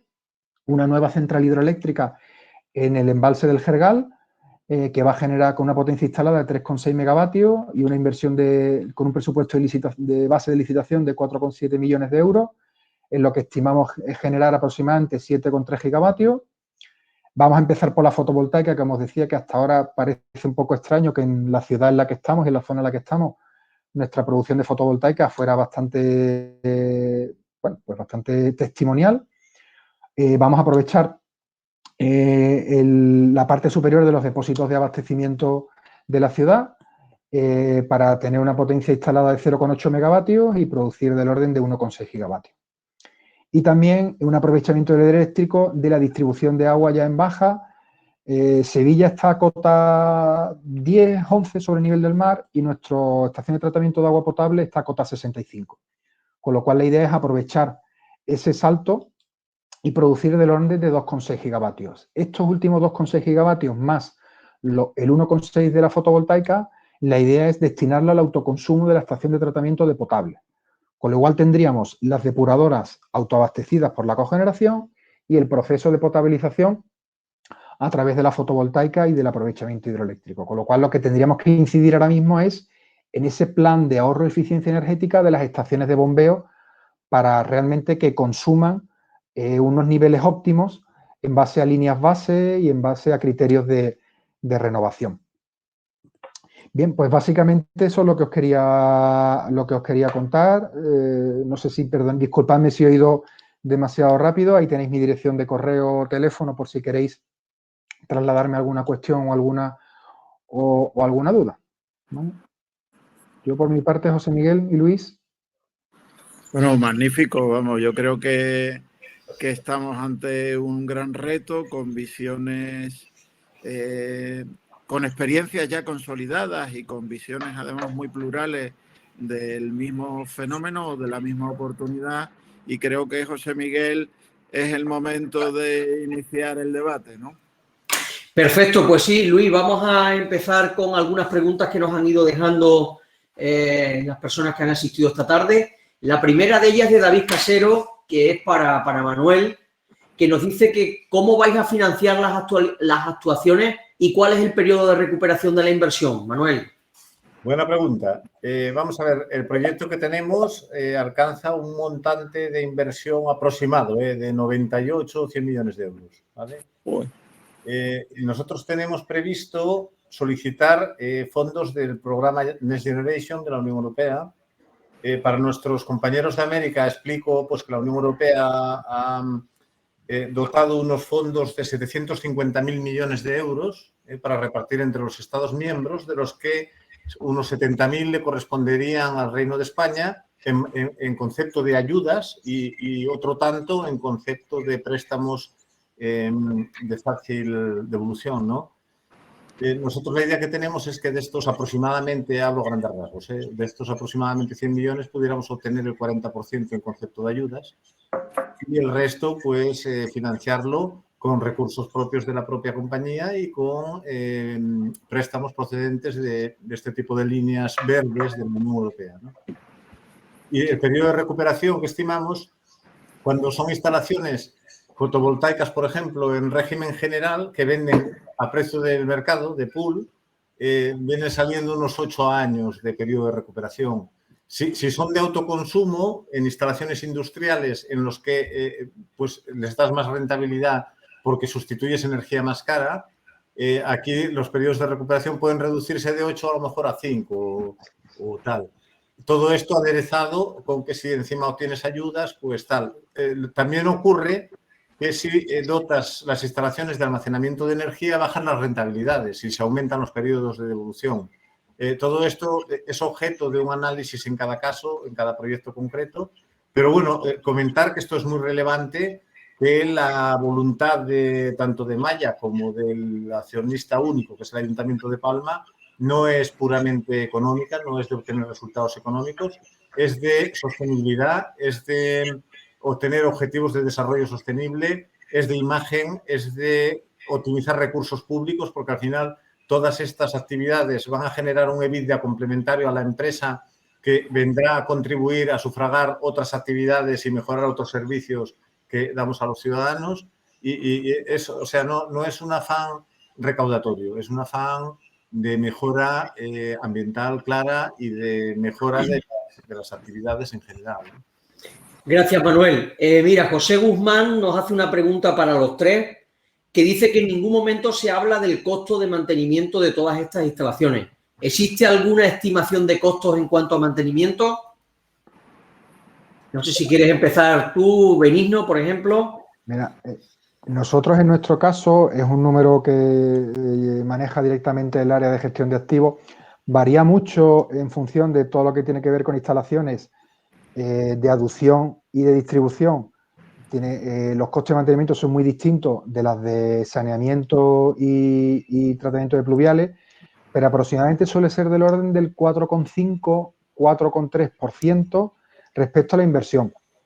Eso suele ser los costes de mantenimiento, pero insisto, la variabilidad de cada instalación es muy distinta, la obsolescencia de cada instalación es muy distinta. Entonces, evidentemente son costes que la empresa tiene que internalizar para el buen uso de esas instalaciones, ¿vale? Pero en nuestro caso es muy distinto las de aguas arriba del usuario y aguas abajo, pero 4,3, 4,5%. Perfecto. Joan, no sé si vosotros queréis apuntar algún detalle. No, nosotros el planteamiento es muy, bueno, ya lo veis, ¿no? Es una orientación muy eléctrica o energética y, por tanto, cuando estamos hablando de los costes de mantenimiento de la instalación fotovoltaica son muy bajos, la verdad. Por lo tanto, digamos que el coste es mínimo y sí que se internaliza, pero en cualquier caso se compensa con creces precisamente con la venta de energía en el entorno. Pero estamos hablando de porcentajes incluso más bajos que los de Benigno, porque ya sabéis, ¿no?, que en la generación fotovoltaica el coste es claro. cálculo. ¿Algún detalle vosotros, Manuel? Sí, bueno, comentar, por ejemplo, que en efecto, totalmente de acuerdo con Benigno, depende del tipo de tecnología. Por ejemplo, la fotovoltaica anda entre un 1 y un 2% de la inversión. Esto viene a significar entre 5 y 10 euros el megavatio hora. En energía hidráulica, por la experiencia que yo tengo, porque fui durante 11 años director de hidráulicas de Naturgy, pues anda por 4 euros, 5 euros megavatio hora. Depende de la instalación, también del tamaño que tiene, de un montón de consideraciones, pero no son costes que condicionen la rentabilidad de los proyectos. Claro. Micaela Guzmán nos comenta, para todos los ponentes también, y nos pone especialmente para Joan, ¿qué opinión tenéis de los cientos de macroproyectos de placas fotovoltaicas que se están presentando actualmente en todo el territorio español por parte de grandes empresas y que afectarán principalmente a territorios rurales? Bueno, este es un debate intenso y particularmente en Cataluña sabéis que hay incluso más oposición que en el resto del territorio, ¿no? Yo lo que creo es, y así lo he trasladado también, que necesitamos un pacto entre territorio y ciudad. No hablo solo de fotovoltaica, sino también de eólica. Frecuentemente en el territorio se vive como una imposición para poder suministrar precisamente energía a las áreas urbanas. Lo cierto, hay un estudio de CEMES, es un colectivo que opera aquí en Cataluña, que acredita, por ejemplo, que para suministrar la energía necesaria de origen renovable en un territorio como Cataluña se necesita la ocupación del 2% de la superficie. Es una ocupación muy superior, ¿no?, a un modelo de matriz de quema de combustible fósil. Y eso lo que requiere, por supuesto, es un pacto entre territorio y ciudad. Desde mi punto de vista, ese pacto se construye con pedagogía, pero en segundo lugar con una mejor retribución a aquellos proyectos participados por el territorio. Y, por tanto, es fundamental que en el modelo de subastas haya un porcentaje elevado con mejor retribución para los proyectos propuestos por comunidades locales de energía en el formato, en este caso, de comunidades de energías renovables. En segundo lugar, es fundamental que los promotores den energía más barata en los entornos, ¿no?, donde éstas se ubican. Y, en tercer lugar, es clave que el proyecto vaya asociado de un plan de ocupación que garantice precisamente la ocupación, ¿no?, en el entorno rural. Por tanto, yo os diría que se necesita un pacto, ¿no?, entre promotores, ¿no?, y territorio, 1. 2, un marco normativo que lo que dé es una mejor retribución a los proyectos participados. Esto, el modelo de subastas lo permite. Y 3, es clave también que la transposición de la directiva en lo que se refiere a comunidades de energías renovables garantice por Real Decreto, esto se puede hacer mediante Real Decreto, un porcentaje de los proyectos que se presenten en subastas y también en derechos de acceso y conexión a los proyectos que son participados y colectivos. Yo creo que ese es el elemento clave. Y sin este pacto entre territorio y ciudad no va a haber transición, porque es de más difícil gestión, es decir, nos da muchas más oportunidades. Claro. Sin lugar a duda, te cambia un paisaje que la gente del territorio lo quiere, lo ama y quiere que se mantenga. Hay que abrir otra reflexión, por supuesto, ¿no? El paisaje no va a ser el mismo en el escenario de cambio climático, ¿no? Claro. Solo un problema del agua, como planteaba el himno, ¿no? Sí, que nuestro paisaje no va a ser el mismo. Ya no va a ser el mismo, ya lo sabemos que no va a ser el mismo, ¿no? Y, por tanto, yo creo que ese es el elemento clave. Pero ese es si me permitís, es el temazo, ¿no?, de cómo garantizamos precisamente esa transición que tiene una gestión mucho más compleja, aunque da muchas más oportunidades, sin lugar a dudas, que el modelo centralizado y de combustibles fósiles, que ocupa muy poquito espacio. Una central nuclear, un ciclo combinado, te ocupa muy poquito espacio comparado con la necesidad de espacio en fotovoltaica y añado, y en eólica, ¿no? Porque no hay mix renovable posible solo con fotovoltaica, aunque la fotovoltaica va a jugar un papel muy, muy clave y determinante. Claro. Ana García, Manuel, nos dice que cómo impacta el uso de baterías en el costo-beneficio del proyecto, del vuestro, y si evaluáis el impacto ambiental al final de la vida útil de estas baterías y que si no sería mejor la venta de excedentes. Sí, bueno, buena pregunta también. Claro, lo tenemos en cuenta, sí, pero aquí hay una cuestión, y esto es ya a nivel nacional, o sea, a nivel internacional incluso se puede decir. El gran problema de la humanidad es que no se puede almacenar la energía y las pocas formas que hay de hacerlo pues tienen sus ventajas y sus inconvenientes, ¿no? Hay una cosa evidente, pues que si pretendemos que la transición ecológica de la humanidad vaya hacia la descarbonización, es imprescindible el almacenamiento de energía, no hay otra opción, porque las energías renovables puras son de baja calidad en el sentido de que se producen en los momentos que no queremos, o sea, la fotovoltaica está atada a las horas de sol, la eólica a las horas de viento y la hidráulica al trasiego de agua. O cuando hay riadas, pues porque hay tormentas y entonces estás sujeto a una serie de consideraciones que no te permiten elegir el momento en el que produces. Y como la humanidad tiene que producir la energía que exactamente consume en cada momento, pues una de dos, o la almacenas o tienes que tener tecnologías de respaldo que son agresivas desde el punto de vista de que tienen que quemar combustibles fósiles, gas natural o nuclear, ¿no? Entonces, teniendo en cuenta todo esto, lo mejor que se puede hacer, se cree en este momento, es promover la utilización de sistemas de almacenamiento de energía.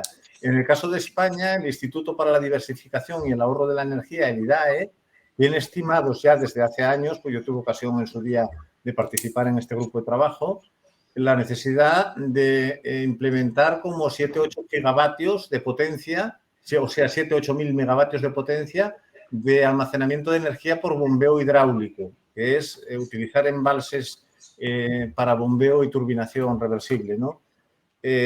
Esto es así y, desde luego, las baterías pues tienen un problema final de su vida útil, pero también es verdad que cada vez más, las ofertas que teníamos de baterías encima de la mesa hablaban de 25 años de garantía para funcionamiento normal, o sea, que será un problema dentro de 25 años.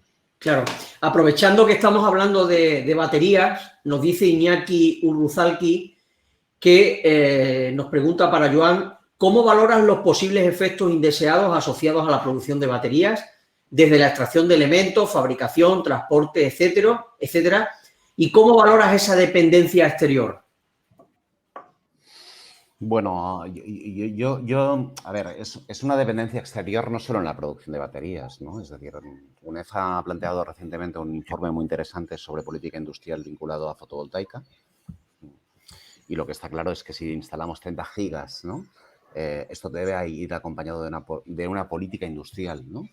Que lo que nos permita es tener desarrollo industrial también en la producción de fotovoltaica. Y desde mi punto de vista, el Next Generation tiene que ir condicionado a porcentajes precisamente de compra de productos. Ya no estábamos hablando solo del panel, ¿no? Los componentes eléctricos, ¿no? Todo lo que va parejo en la producción de aquí, ¿no? Dos, en torno al tema de baterías, es evidente que tiene un impacto. Pero a su vez, lo que está claro es que la batería de segundo uso, ¿no? Puede tener un recorrido mucho más amplio. Tenemos, lo sabéis perfectamente, la segunda reserva de litio, ¿no?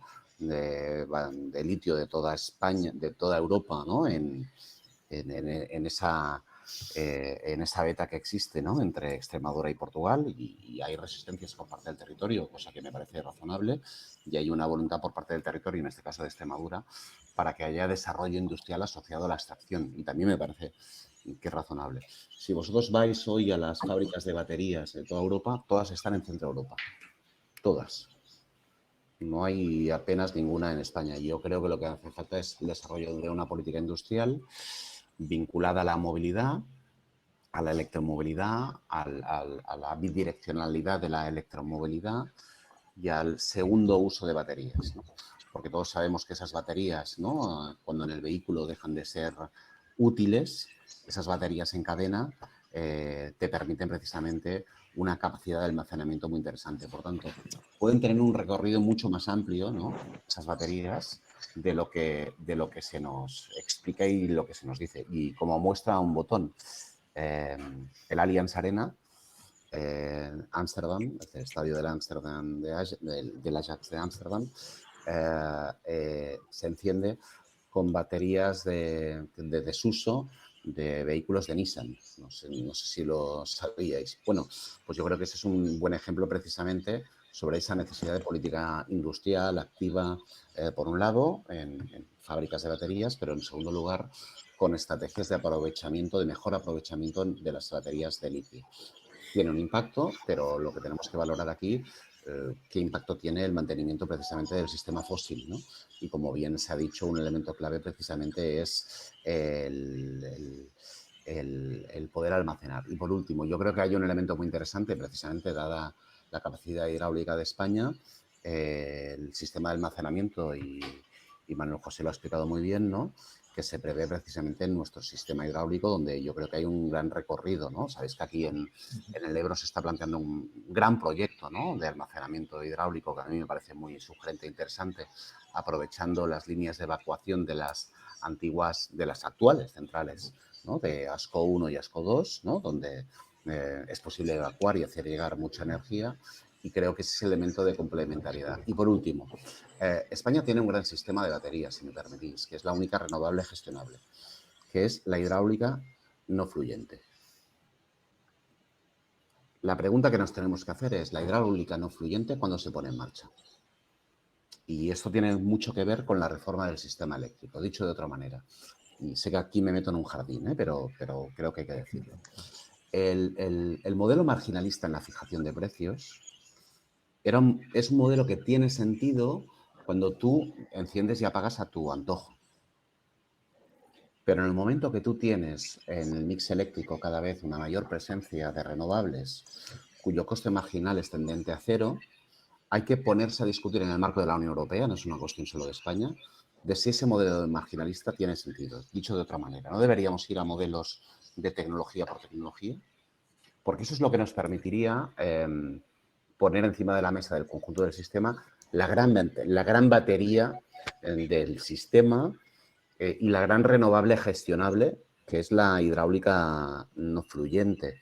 Si esa la pudiésemos poner solo en marcha cuando no tenemos renovables, yo os diría que sería ese tercer elemento de gran batería. Por tanto, tendríamos, ¿no?, las baterías de litio, agregación, ¿no?, bidireccionalidad. 2, ¿no?, las reversibles, que se tienen que implementar, ¿no?, y desarrollar. Pero el tercer elemento, que yo creo que hay que abrir una reflexión muy de fondo, es cuál es el rol de la hidráulica no fluyente en el funcionamiento del mix. Y para eso, desde mi punto de vista, es fundamental acometer un gran debate europeo, que es el sentido del modelo marginalista en la fijación de precios y los instrumentos que tenemos para que la hidráulica no fluyente sea la gran batería del sistema, una de las grandes baterías del sistema. Manuel Setraquia nos decía también, nos puntualizaba efectivamente que en la acumulación hay que tener en cuenta que se le puede dar una segunda vida útil a los tipos de baterías de litio, sobre todo, que el reuso es muy importante. ¿Habéis tenido en cuenta esta posibilidad, Manuel, por ejemplo, vosotros en vuestro proyecto?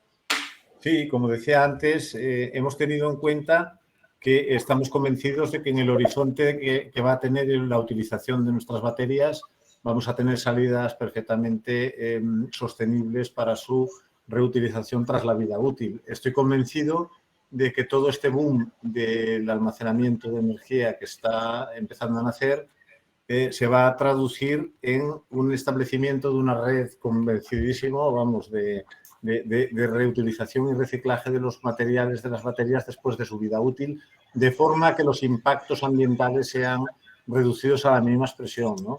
Porque, en definitiva, no cabe olvidar que una batería ion-litio se basa en una tecnología que utiliza un elemento químico, que es el ion-litio, pues que no desaparece. O sea, el ion-litio va a continuar estando ahí, habrá forma de recuperarlo y de volver a incorporarlo a los circuitos de producción de nuevas baterías. Claro.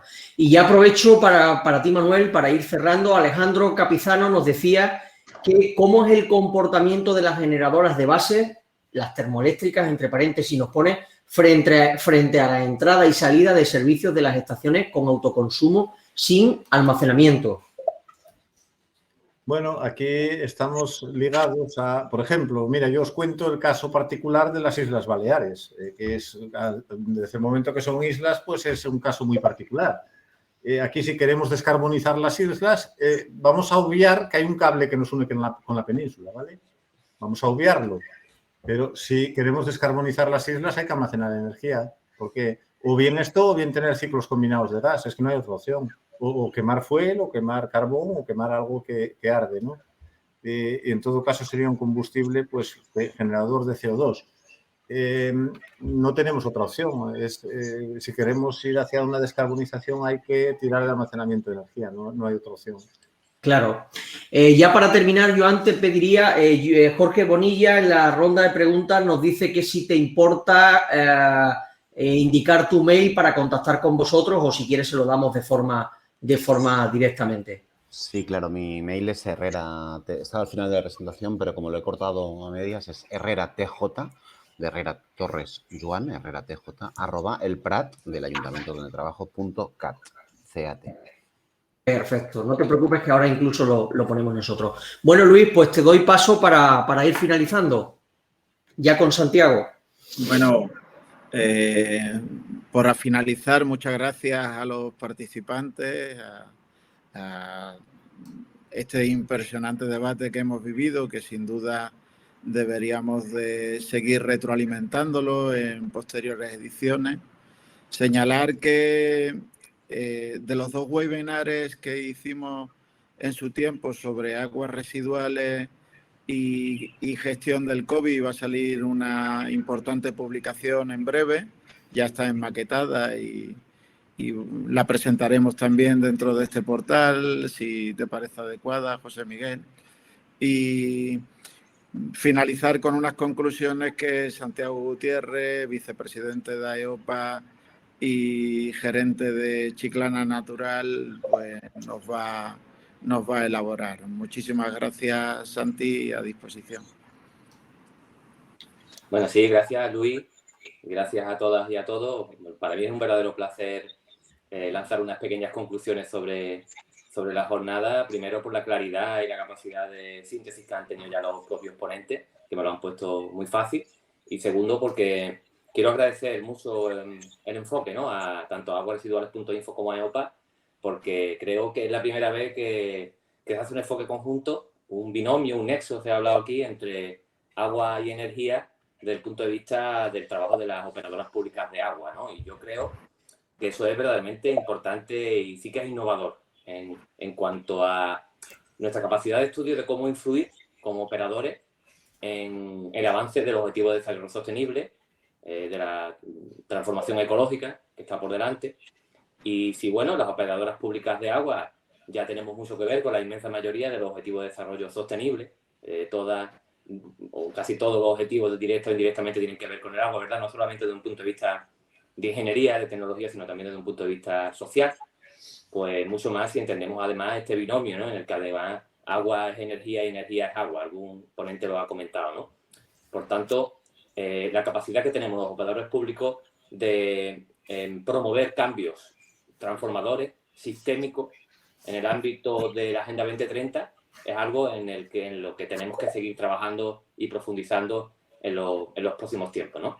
Por otra parte, se ha hablado aquí desde la diferente experiencia valiosísima de nuestros operadores públicos de cuestiones como el autoconsumo, de la generación de energía renovable, de la codigestión, de la hidroeléctrica, de la generación de biogás, de la posible operación como comercializadora de energía renovable con los cambios estatutarios que sean necesarios, y todo ello en un marco de financiación que puede ser positivo en los próximos años, como son los fondos de recuperación post-COVID.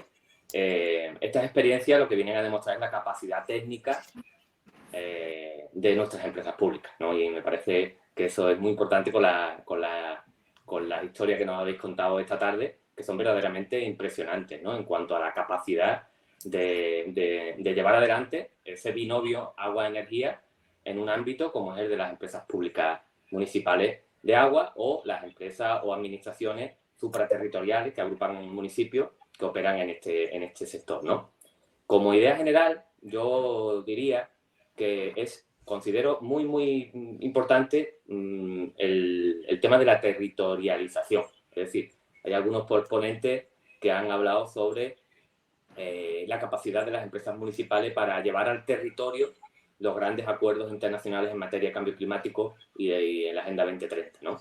Porque yo creo que más allá de lo importante de los grandes acuerdos internacionales entre los líderes de los países, de las naciones, en el marco de Naciones Unidas, esto es una condición necesaria pero no suficiente para el avance real de la agenda.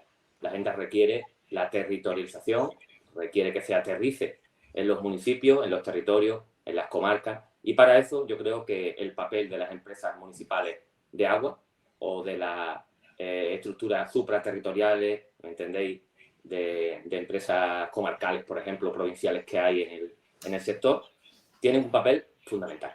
Primero, un papel en un aspecto que ha comentado también algún ponente de la relevancia en el ámbito de la Agenda 2030 de la participación ciudadana. Es decir, que mejor que tener sectores municipales ligados al territorio, a los gobiernos locales, a las empresas públicas que están directamente en contacto con la ciudadanía para tratar de promover, concienciar y hacer participar a la ciudadanía en estos cambios que deben de ser sistémicos en el futuro para conseguir objetivos reales en el ámbito de la agenda, ¿no? Y por otra parte, ¿quién mejor para implicar al sector empresarial ligado al territorio? Nosotros en las empresas municipales trabajamos a diario con multitud de pequeñas y medianas empresas que son la mayoría del tejido productivo de este país y que hay que implicar de alguna manera en los objetivos de desarrollo sostenible. Bueno, pues nosotros tenemos una cercanía y un trato diario con ellas que nos hace ser unos agentes especialmente relevantes desde el punto de vista de la integración de la pequeña y de mediana empresa en estas ideas, ¿no? En estas propuestas.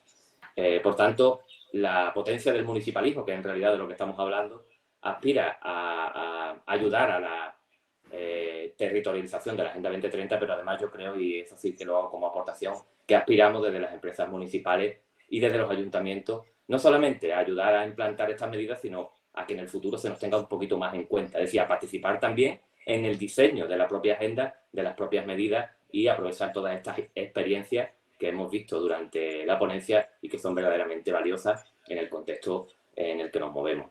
Y finalmente, por situarnos en el contexto social y político que tenemos ahora mismo, en los municipios estamos saliendo de la pandemia, tenemos delante los fondos de recuperación europeos, Y lo que yo creo que hay que hacer, en la línea de lo que han comentado los ponentes, es eso, alinear las acciones, los fondos, con las políticas, con las acciones, con los planes que desarrollan los ayuntamientos para poner en marcha esta Agenda 2030 y los Objetivos de Desarrollo Sostenible.